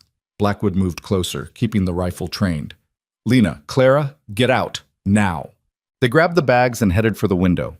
Lena climbed through first, careful of the broken glass, then helped Clara. Below them she could see two of Crow's guards lying motionless in the grass. "Are they dead?" she asked when Blackwood joined them. "Just sleeping. Didn't want to add murder charges if we can avoid them." He glanced back at the house where Crow was surely already shouting for help. "Run! Don't stop until you reach the horses." They ran. Behind them, lights were coming on in the mansion. Voices shouted. Someone fired a shot, but it went wide, hitting nothing. They made it to the tree line as more gunfire erupted, bullets cutting through leaves and thunking into tree trunks. "Don't look back," Blackwood ordered. "Keep moving." They crashed through the forest in full darkness, branches whipping their faces, roots trying to trip them. Lena's lungs burned and her legs screamed, but she didn't stop, couldn't stop. The bags full of evidence banged against her side with every step. They reached the horses and mounted in a scramble. Behind them, torches were visible through the trees, a search party forming already. Blackwood kicked Scout into motion, and they rode hard into the night, leaving Ash Hollow burning with rage behind them. They didn't stop until dawn, when the horses were lathered and stumbling and none of them could go another mile. Blackwood found a stream, and they collapsed beside it, gasping and shaking. "Is everyone alive?" Clara asked between breaths. "Mostly," Lena managed. Her hands were bleeding from climbing through the broken window. Her dress was torn, and she'd lost a shoe somewhere in the mad flight through the forest. But she was breathing, and they had the evidence. "Did we really just do that?" Clara started laughing, a slightly hysterical edge to it. "Did we actually break into Silas Crow's house and steal his entire criminal enterprise documented in leather-bound ledgers?" "We did." Blackwood was checking the bags, making sure nothing had been lost in the escape. He pulled out the ledger Lena had found, the one with her father's name. His expression went cold and hard. "This is enough. More than enough. Every crime documented in his own handwriting. Now we just need to get it to someone who'll actually do something about it," Lena said. "Federal judge or marshal, no one else." Blackwood closed the ledger carefully. "Which means we need to get to Helena. That's where the territorial court sits." "That's 300 miles, Clara said. "More like 350. Through territory where everyone's looking for us, and Crow now knows exactly what we took and why." Blackwood looked at them both. "This gets harder from here. You both understand that? We just went from fugitives to thieves with evidence that could hang a powerful man. Crow will send everyone he has after us." "Good," Lena said.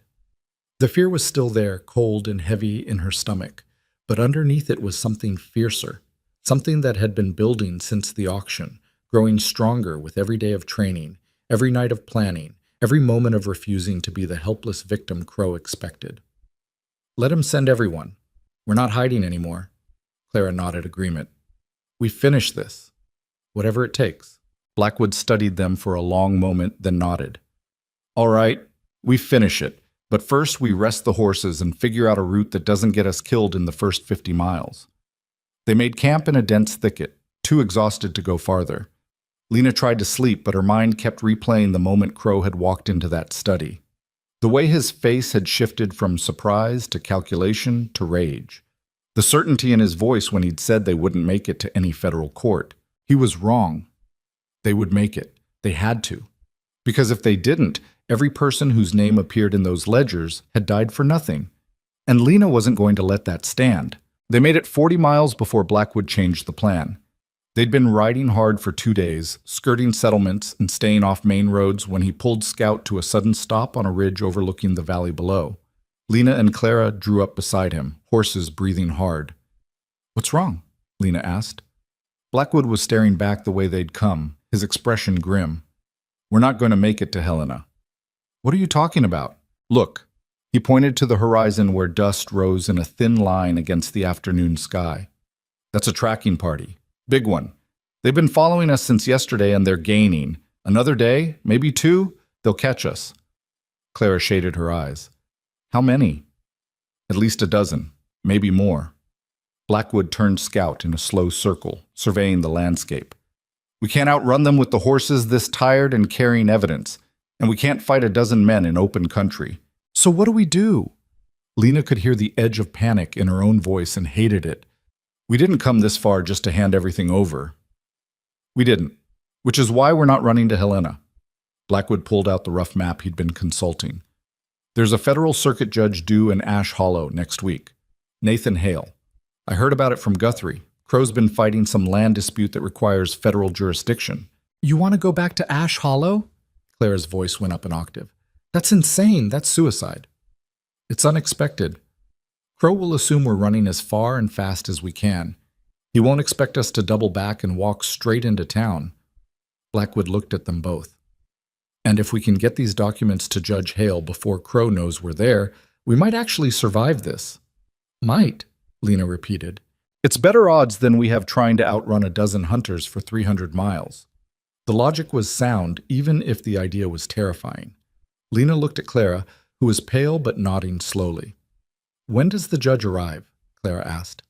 3 days from now, which means we have to get there first, find somewhere to hide, and wait for the right moment. Blackwood folded the map. It's a terrible plan, but it's the only one we've got. They turned south, back toward the town that had tried to destroy them both.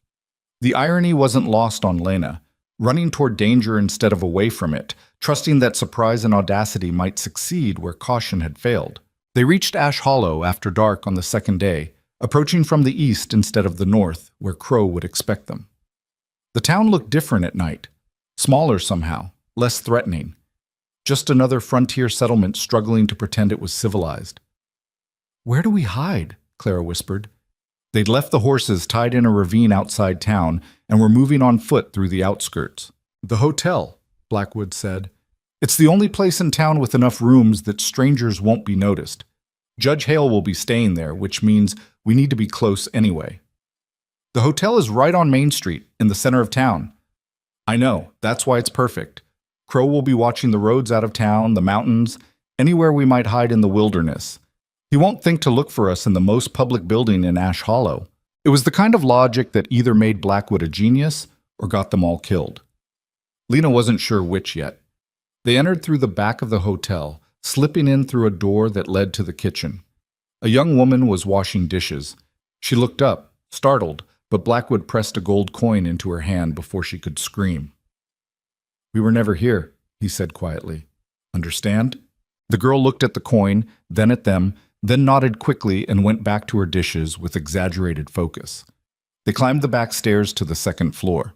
Blackwood picked the lock on room 7 with the same casual skill he'd shown with everything else.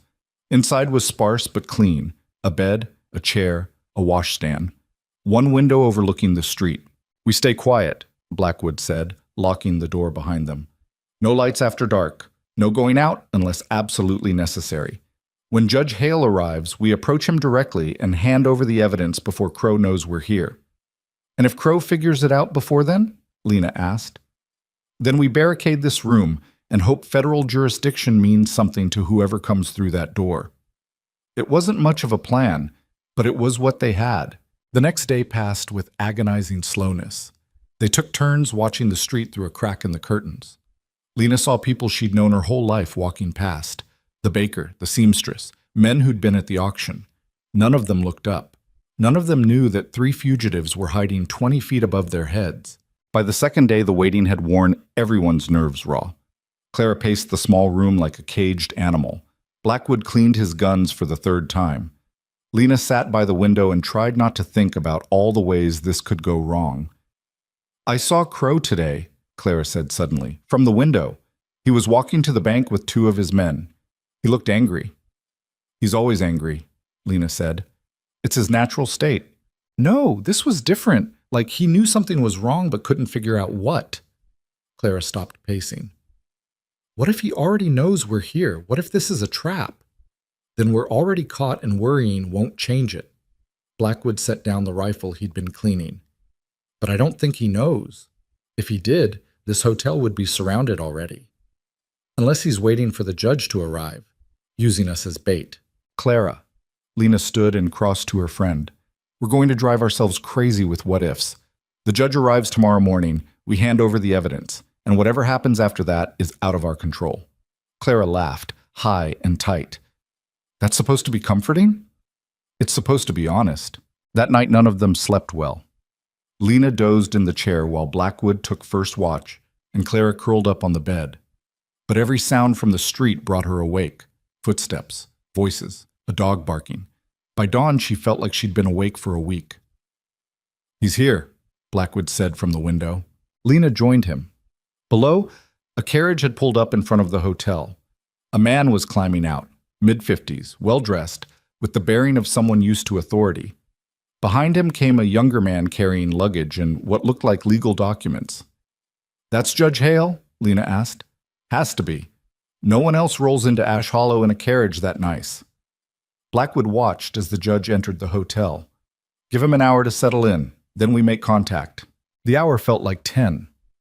Lena's heart wouldn't stop hammering. This was it, the moment everything either worked or fell apart completely. She checked the bags with the evidence for the dozenth time, making sure the ledgers were intact and the documents hadn't been damaged. "Ready?" Blackwood asked when the time came. Lena nodded. Clara did the same, though her face was pale.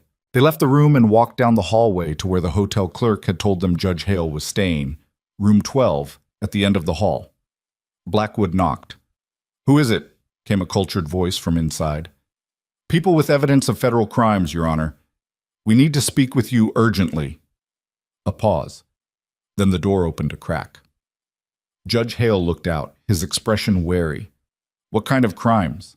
Murder, fraud, extortion, illegal seizure of property, all committed by Silas Crow and all documented in his own hand."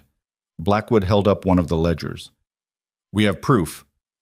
Hale's eyes went from the ledger to Blackwood's face to Lena and Clara standing behind him. Whatever he saw there must have convinced him because he opened the door fully and stepped aside. "Come in, quickly." They entered and Blackwood locked the door behind them. Judge Hale's room was larger than theirs, with a desk already set up with legal papers and a half-empty cup of coffee. The judge himself was exactly what Lena had hoped for, sharp-eyed and serious, with the kind of face that suggested he didn't suffer fools or corruption.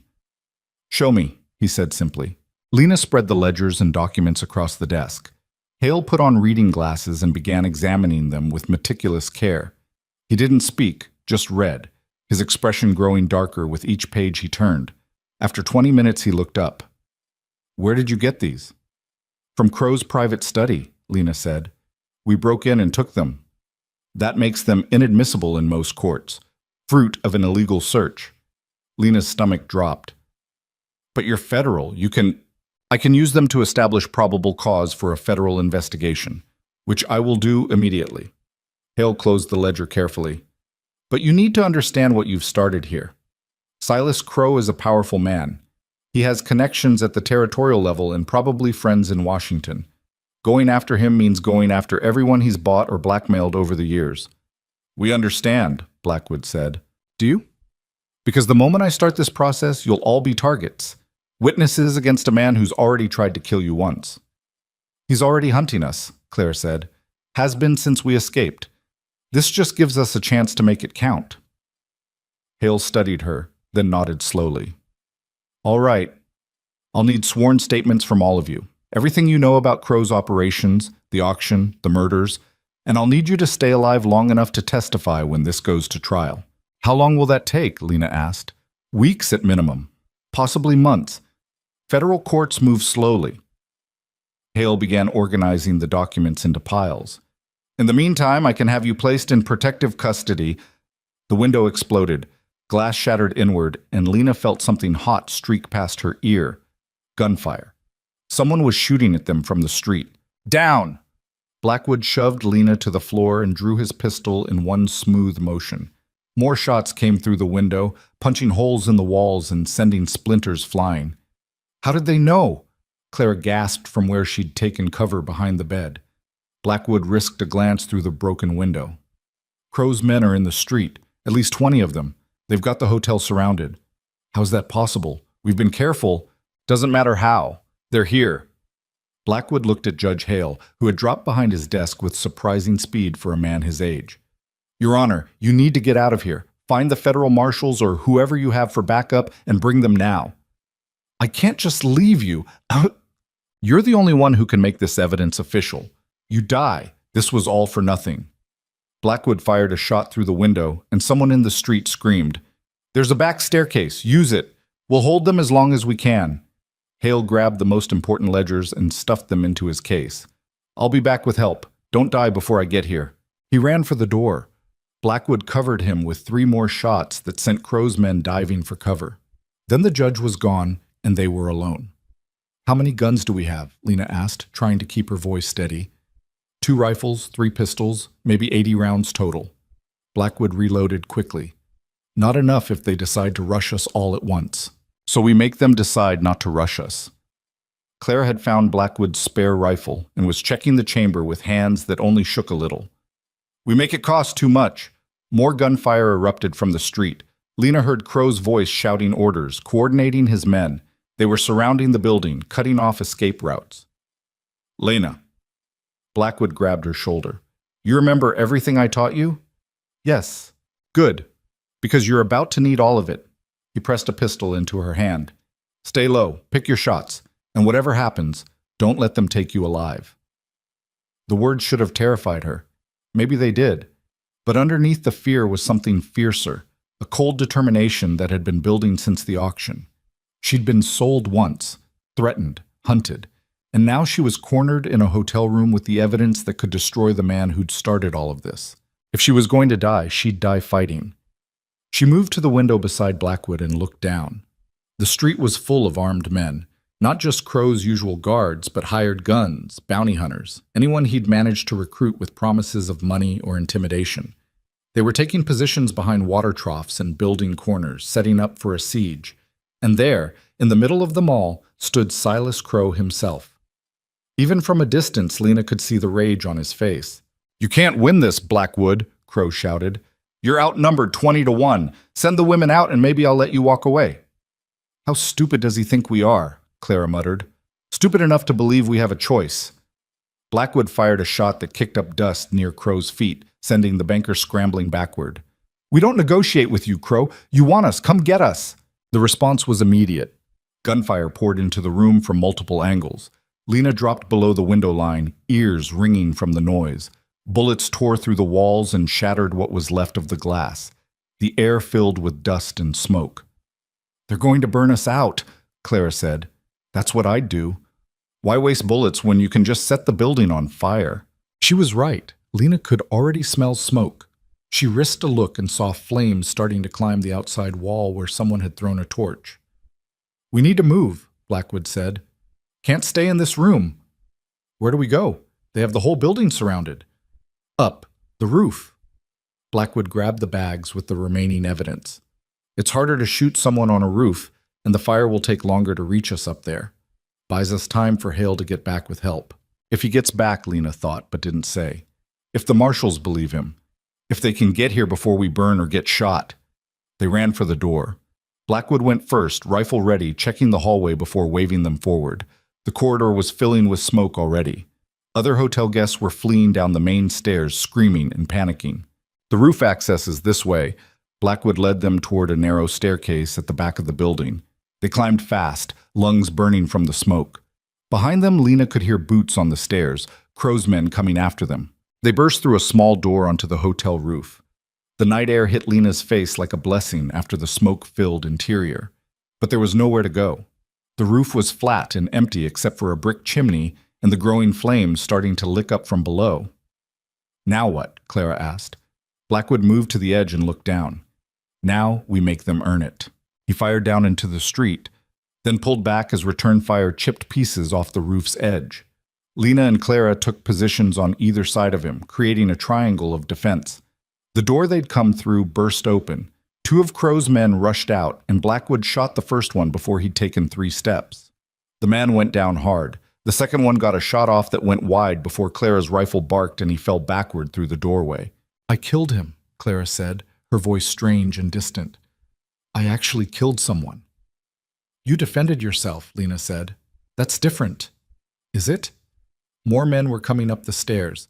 Lena could hear them shouting, coordinating. The flames were getting higher, eating through the roof in places. Soon the whole structure would collapse.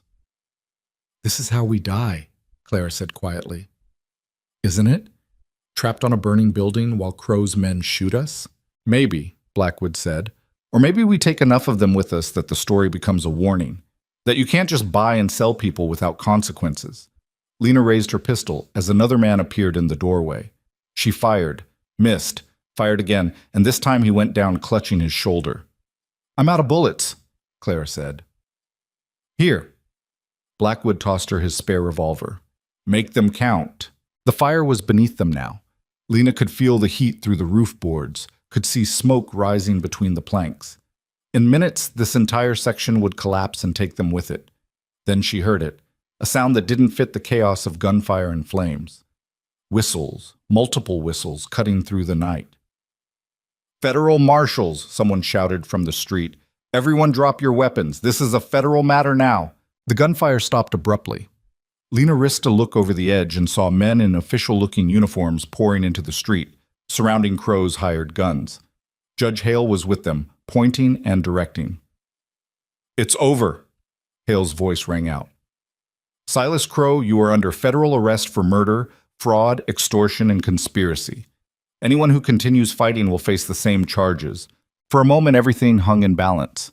Crow's men looked at each other, at their boss, at the marshals with their rifles trained and ready. Slowly, weapons started hitting the ground. Crow himself stood frozen in the street, his face twisted with disbelief and rage. "This isn't legal. You can't just—" "I can, and I am." Judge Hale walked up to Crow with a set of iron shackles. "You have the right to face your accusers in federal court. Until then, you're going to a federal jail where your money and influence mean exactly nothing." Two marshals grabbed Crow's arms.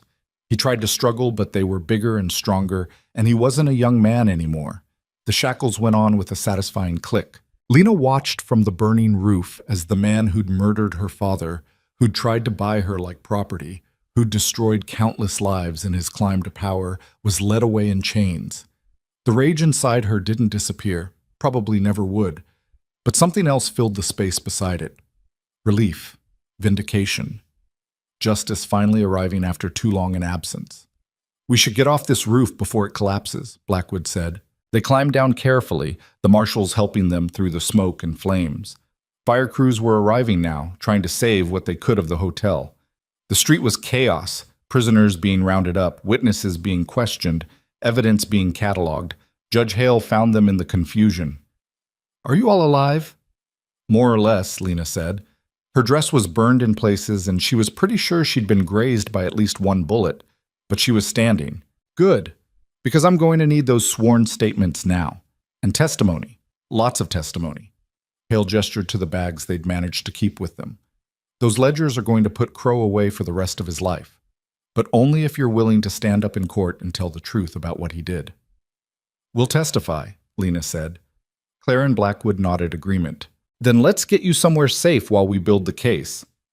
Hale started leading them toward a building the marshals had commandeered as a temporary headquarters. "This is going to take time, weeks, maybe months. Crow will get lawyers. He'll fight every charge. But with what you've given me, I can make it stick."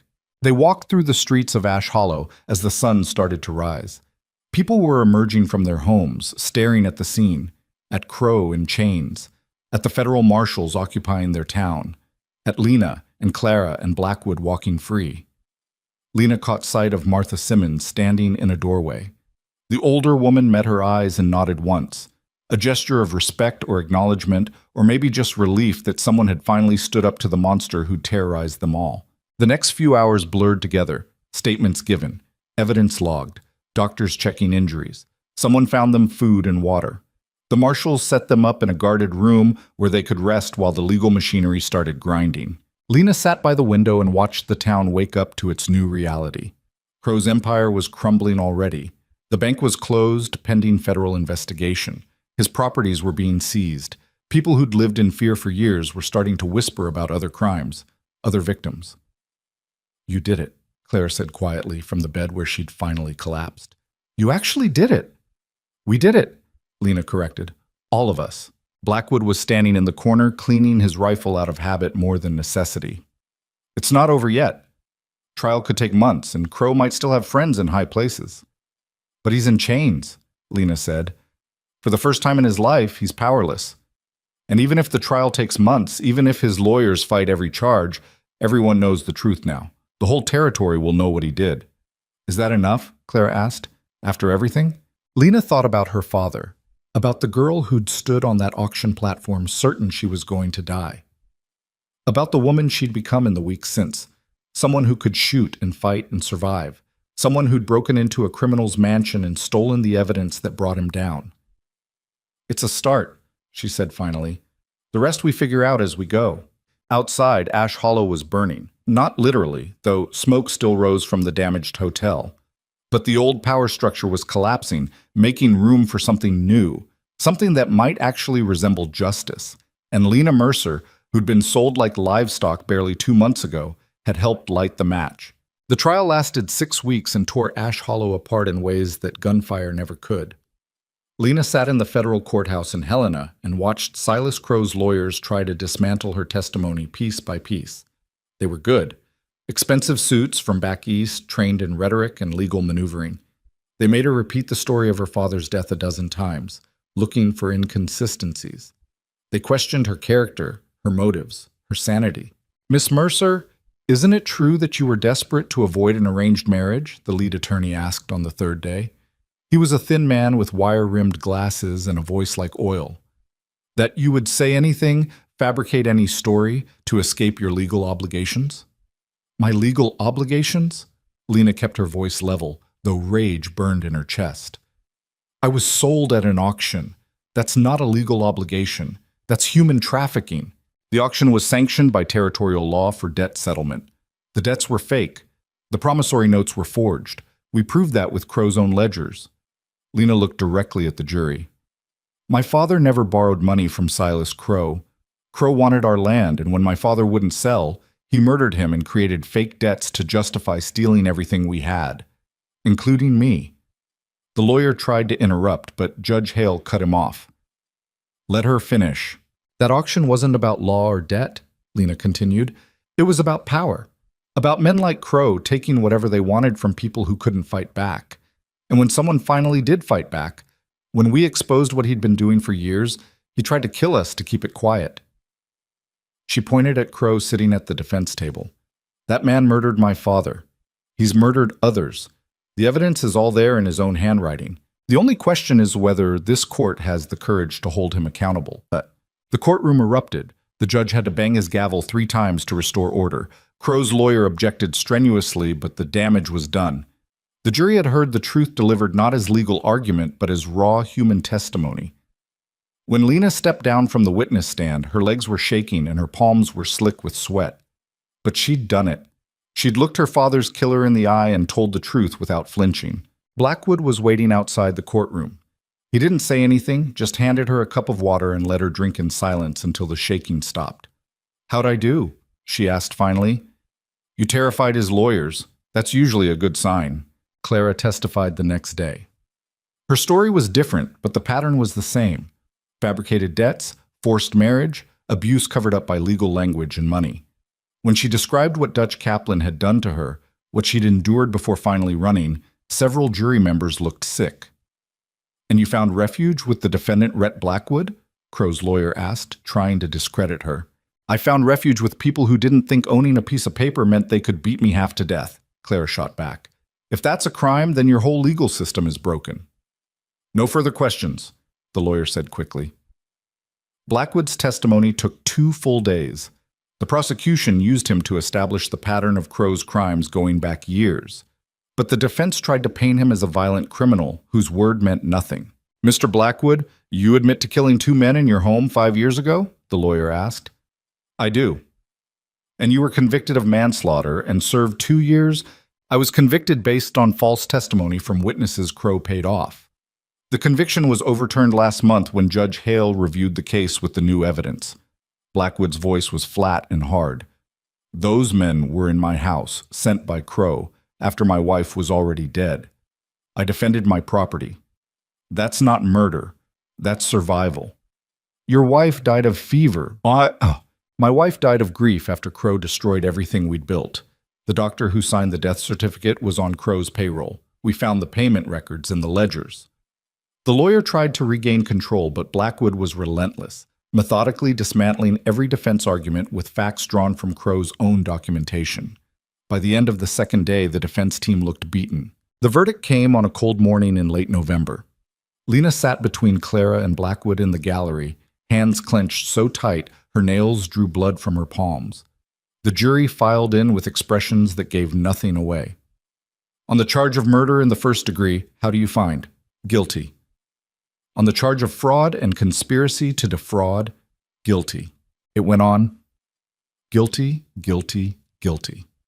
12 counts total, each one another nail in the coffin of Crow's empire. When it was finished, the banker sat motionless at the defense table, his face gray and empty. Judge Hale sentenced him to life in federal prison without possibility of parole. The gavel came down with a sound like finality. Crow was led away in chains. He didn't look at Lena as he passed, didn't acknowledge her existence at all. Maybe that was his final attempt at power, pretending she wasn't worth his attention. But Lena knew the truth. She'd beaten him, not with money or influence or violence, but with evidence and courage and the simple refusal to stay silent. Outside the courthouse, reporters mobbed them. The trial had drawn attention from newspapers across the territory, and even some back east. The story had everything: corruption, murder, a frontier auction, a daring escape. Clara handled the reporters with surprising skill, giving quotes that would make headlines. But Lena just wanted to leave. She pushed through the crowd with Blackwood clearing a path, and they made it to the street where horses waited. "What now?" Clara asked once they'd escaped the worst of the attention. "Now we figure out how to live," Lena said. They rode back to Ash Hollow 3 days later. The town had changed in the months since Crow's arrest. The bank was under new management, a federal appointee who was auditing every transaction and returning seized properties to their rightful owners. Lena's father's land had been restored to her, along with compensation for the years it had been held illegally. The mansion where Crow had lived stood empty, already starting to decay. Someone had broken the windows. Vandals had painted accusations on the walls.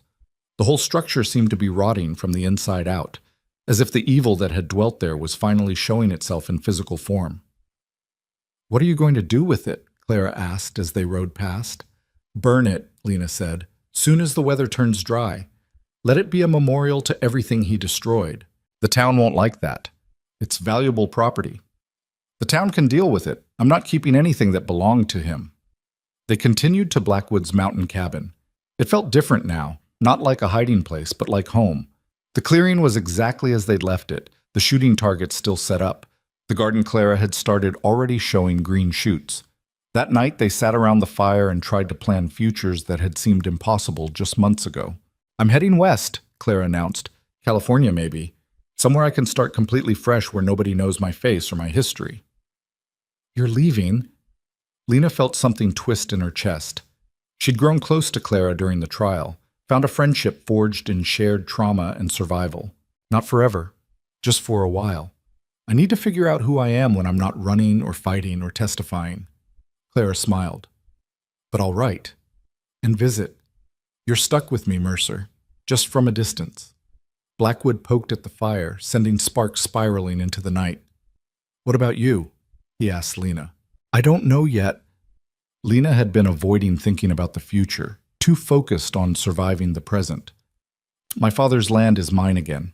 I could rebuild there, try to make it what he wanted." "Could? But do you want to?" It was the question she'd been dodging. The land represented her father's dream, his legacy. But it also represented everything Crow had stolen, everything that had led to the auction and the running and the violence. Did she want to spend her life tied to that plot of earth, fighting to make something grow in soil watered with blood? "I don't think so," she said finally. "Not alone, anyway. It's too much for one person. Too many ghosts. So don't do it alone." Blackwood looked at her across the fire. "We're married, remember? On paper and in every legal sense that matters. That land is as much mine as yours. You want to be a farmer? I want to stop living like a fugitive. Want to build something instead of just surviving." He paused. And I want to do it with you, if you'll have me. For real this time, not just as an escape from an auction block. Lena's throat went tight. In all the chaos and danger and legal fighting, she'd almost forgotten that she and Blackwood were technically married. The ceremony in Ash Hollow had been desperate and transactional, but somewhere in the weeks of training and planning and surviving together, it had become something else. Something real. "I'll have you," she said, "on one condition." "What's that?" "We don't just rebuild my father's ranch. We build something new. Something that helps people the way you helped me." Lena had been thinking about this for weeks, the idea taking shape during long days of testimony. There are other women out there, women trapped in situations like the auction, like Clara's marriage, women who need somewhere safe to go when they finally get the courage to run. "You want to turn the ranch into a refuge," Blackwood said slowly. "I want to turn it into a place where women can learn to fight back, where they can get strong enough to protect themselves." Lena looked at Clara. "You said you killed a man during the siege, that you didn't know if you could live with it." "I'm still not sure I can. But you did it to survive, to protect yourself and us. That's not murder. That's refusing to be a victim." Lena fed another log to the fire. "How many women never get that chance? Never learn to shoot or fight or even believe they have the right to defend themselves? What if we could change that?" Clara was quiet for a long moment, staring into the flames. "You're talking about building a school for outlaws and survivors." "I'm talking about building a place where women can become dangerous enough that men think twice before trying to own them." "The town won't like it," Blackwood said, but he was smiling. "Respectable folks don't approve of women learning to shoot and fight." "The town didn't like the auction either, but they let it happen because it was easier than standing up to Crow." Lena's voice hardened. "I'm done caring what respectable folks think. They had their chance to do the right thing and they chose silence. Now we do it our way." They talked late into the night, planning and dreaming. Clara decided to postpone California for a few months, help them get the refuge established. Blackwood started sketching plans for buildings: a main house, cabins for temporary residents, a shooting range, training facilities. Lena made lists of supplies they'd need, skills they could teach, ways to spread the word to women who needed help. It was ambitious and probably impossible and almost certainly going to attract trouble, but it felt right in a way that nothing else had since her father died. 2 months later, construction started. Blackwood hired workers from Ash Hollow, men who'd been quietly opposed to Crow but too afraid to act. They worked fast and well, perhaps trying to make amends for their earlier silence. The main house went up first, built solid from timber and stone. Then the cabins, small but weatherproof, each one designed to house women temporarily while they healed and learned and decided what came next. The first woman arrived in early spring. Her name was Rachel, and she'd walked 40 miles through snow to reach them after hearing rumors of a place where women could go to escape violent husbands. She was 26, pregnant, and covered in bruises that made Lena want to hunt down the man responsible and return every injury with interest. Instead, she helped Rachel settle into a cabin, gave her food and clean clothes, and the space to sleep without fear for the first time in months. "Is it true?" Rachel asked that first night. "What they say about you, that you were sold at an auction and escaped?" "It's true." "And you killed men who came after you?" "I defended myself. There's a difference." Lena sat across from Rachel at the small table in the cabin.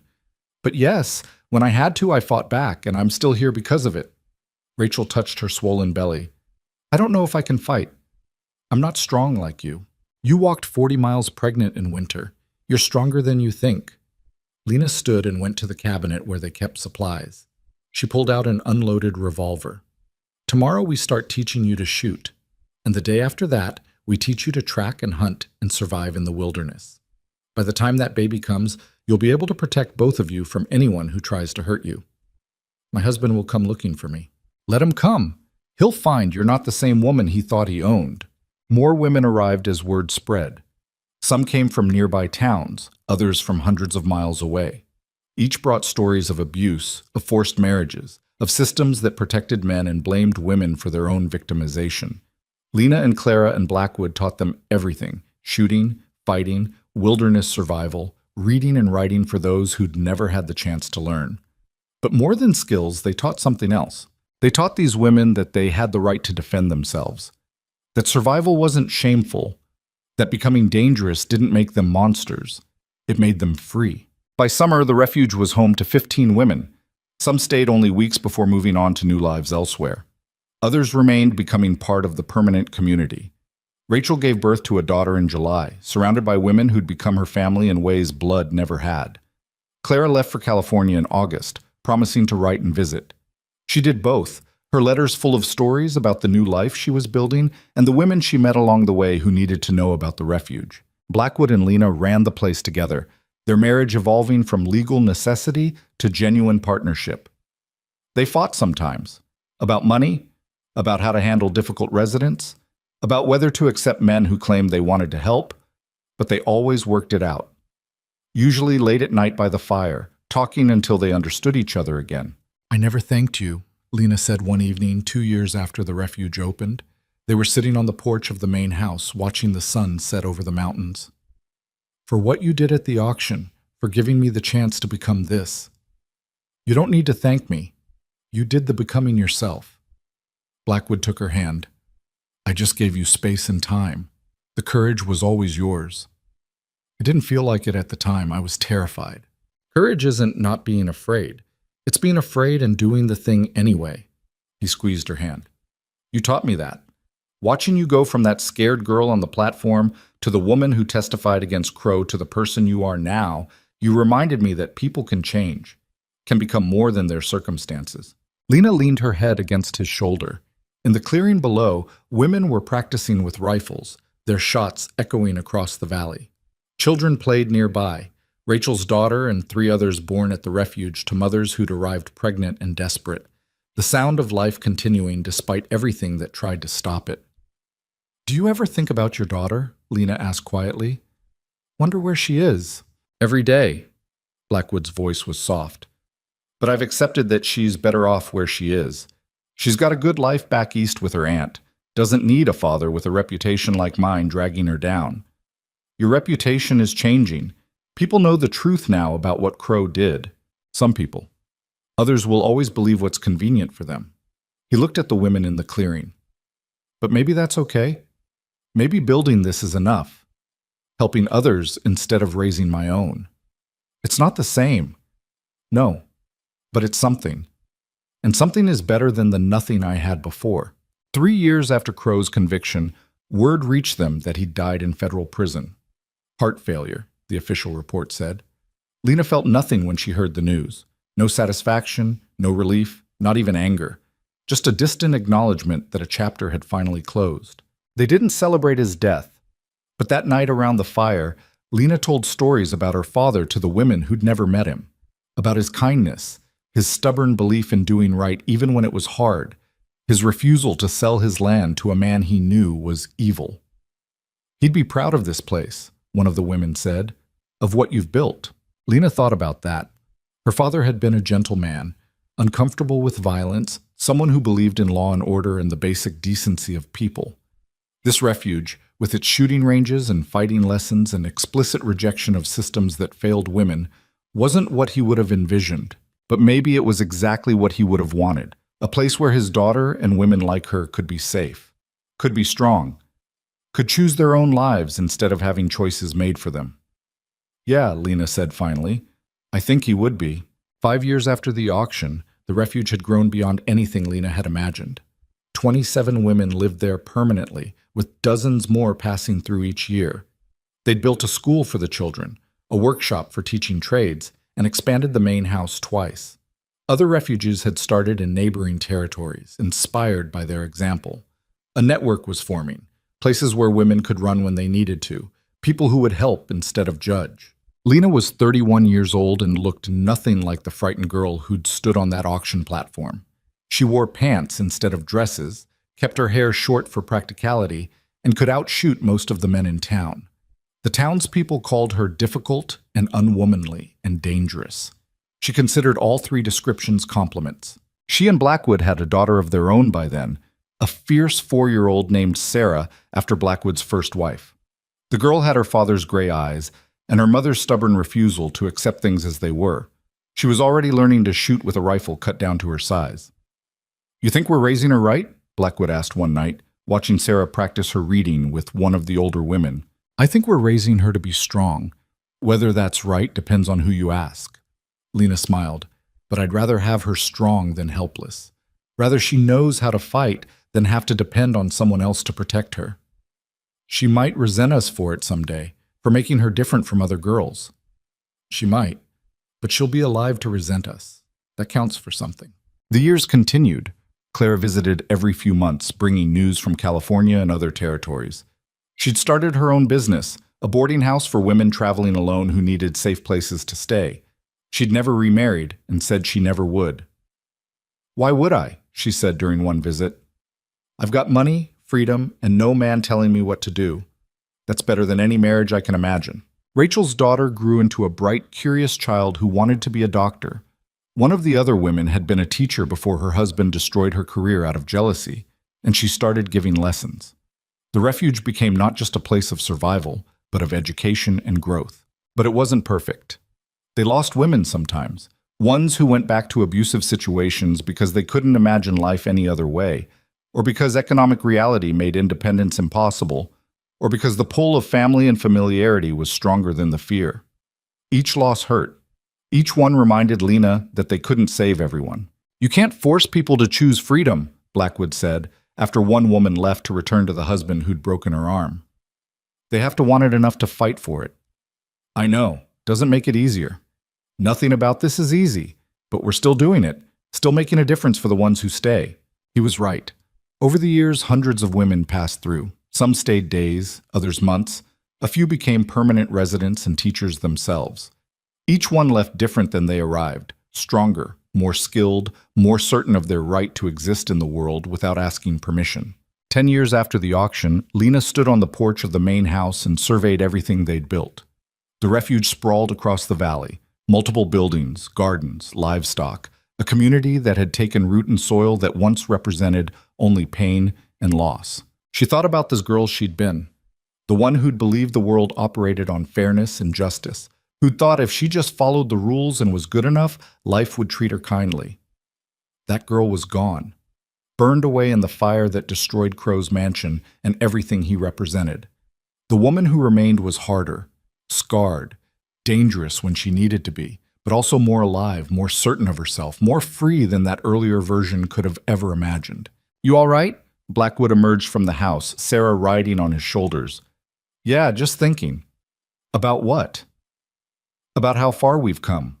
How much has changed." Lena smiled at her daughter, who grinned back with missing front teeth. "About whether that girl standing on the auction platform could have ever believed this is where she'd end up. Could she? Not in a million years. She was too scared, too convinced the world was ending." Lena took Blackwood's hand. She didn't understand yet that sometimes the world has to end before you can build something better in its place. Sarah squirmed down from her father's shoulders and ran off to join the other children.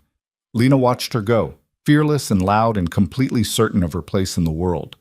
That certainty was what they were giving these children. The knowledge that they had the right to exist, to take up space, to defend themselves if necessary. "Do you think we won?" Blackwood asked quietly. "Against Crow, against everything he represented?" Lena considered the question. Crow was dead. His empire was destroyed. The auction laws had been overturned territory-wide after the trial exposed their corruption. Real changes had happened, but other Silas Crows existed in other towns. Other women were still being sold or trapped or abused by systems designed to keep them powerless. The fight wasn't over. Might never be over completely. "I think we won our fight," she said finally, "and we're helping others win theirs. That's not everything, but it's enough."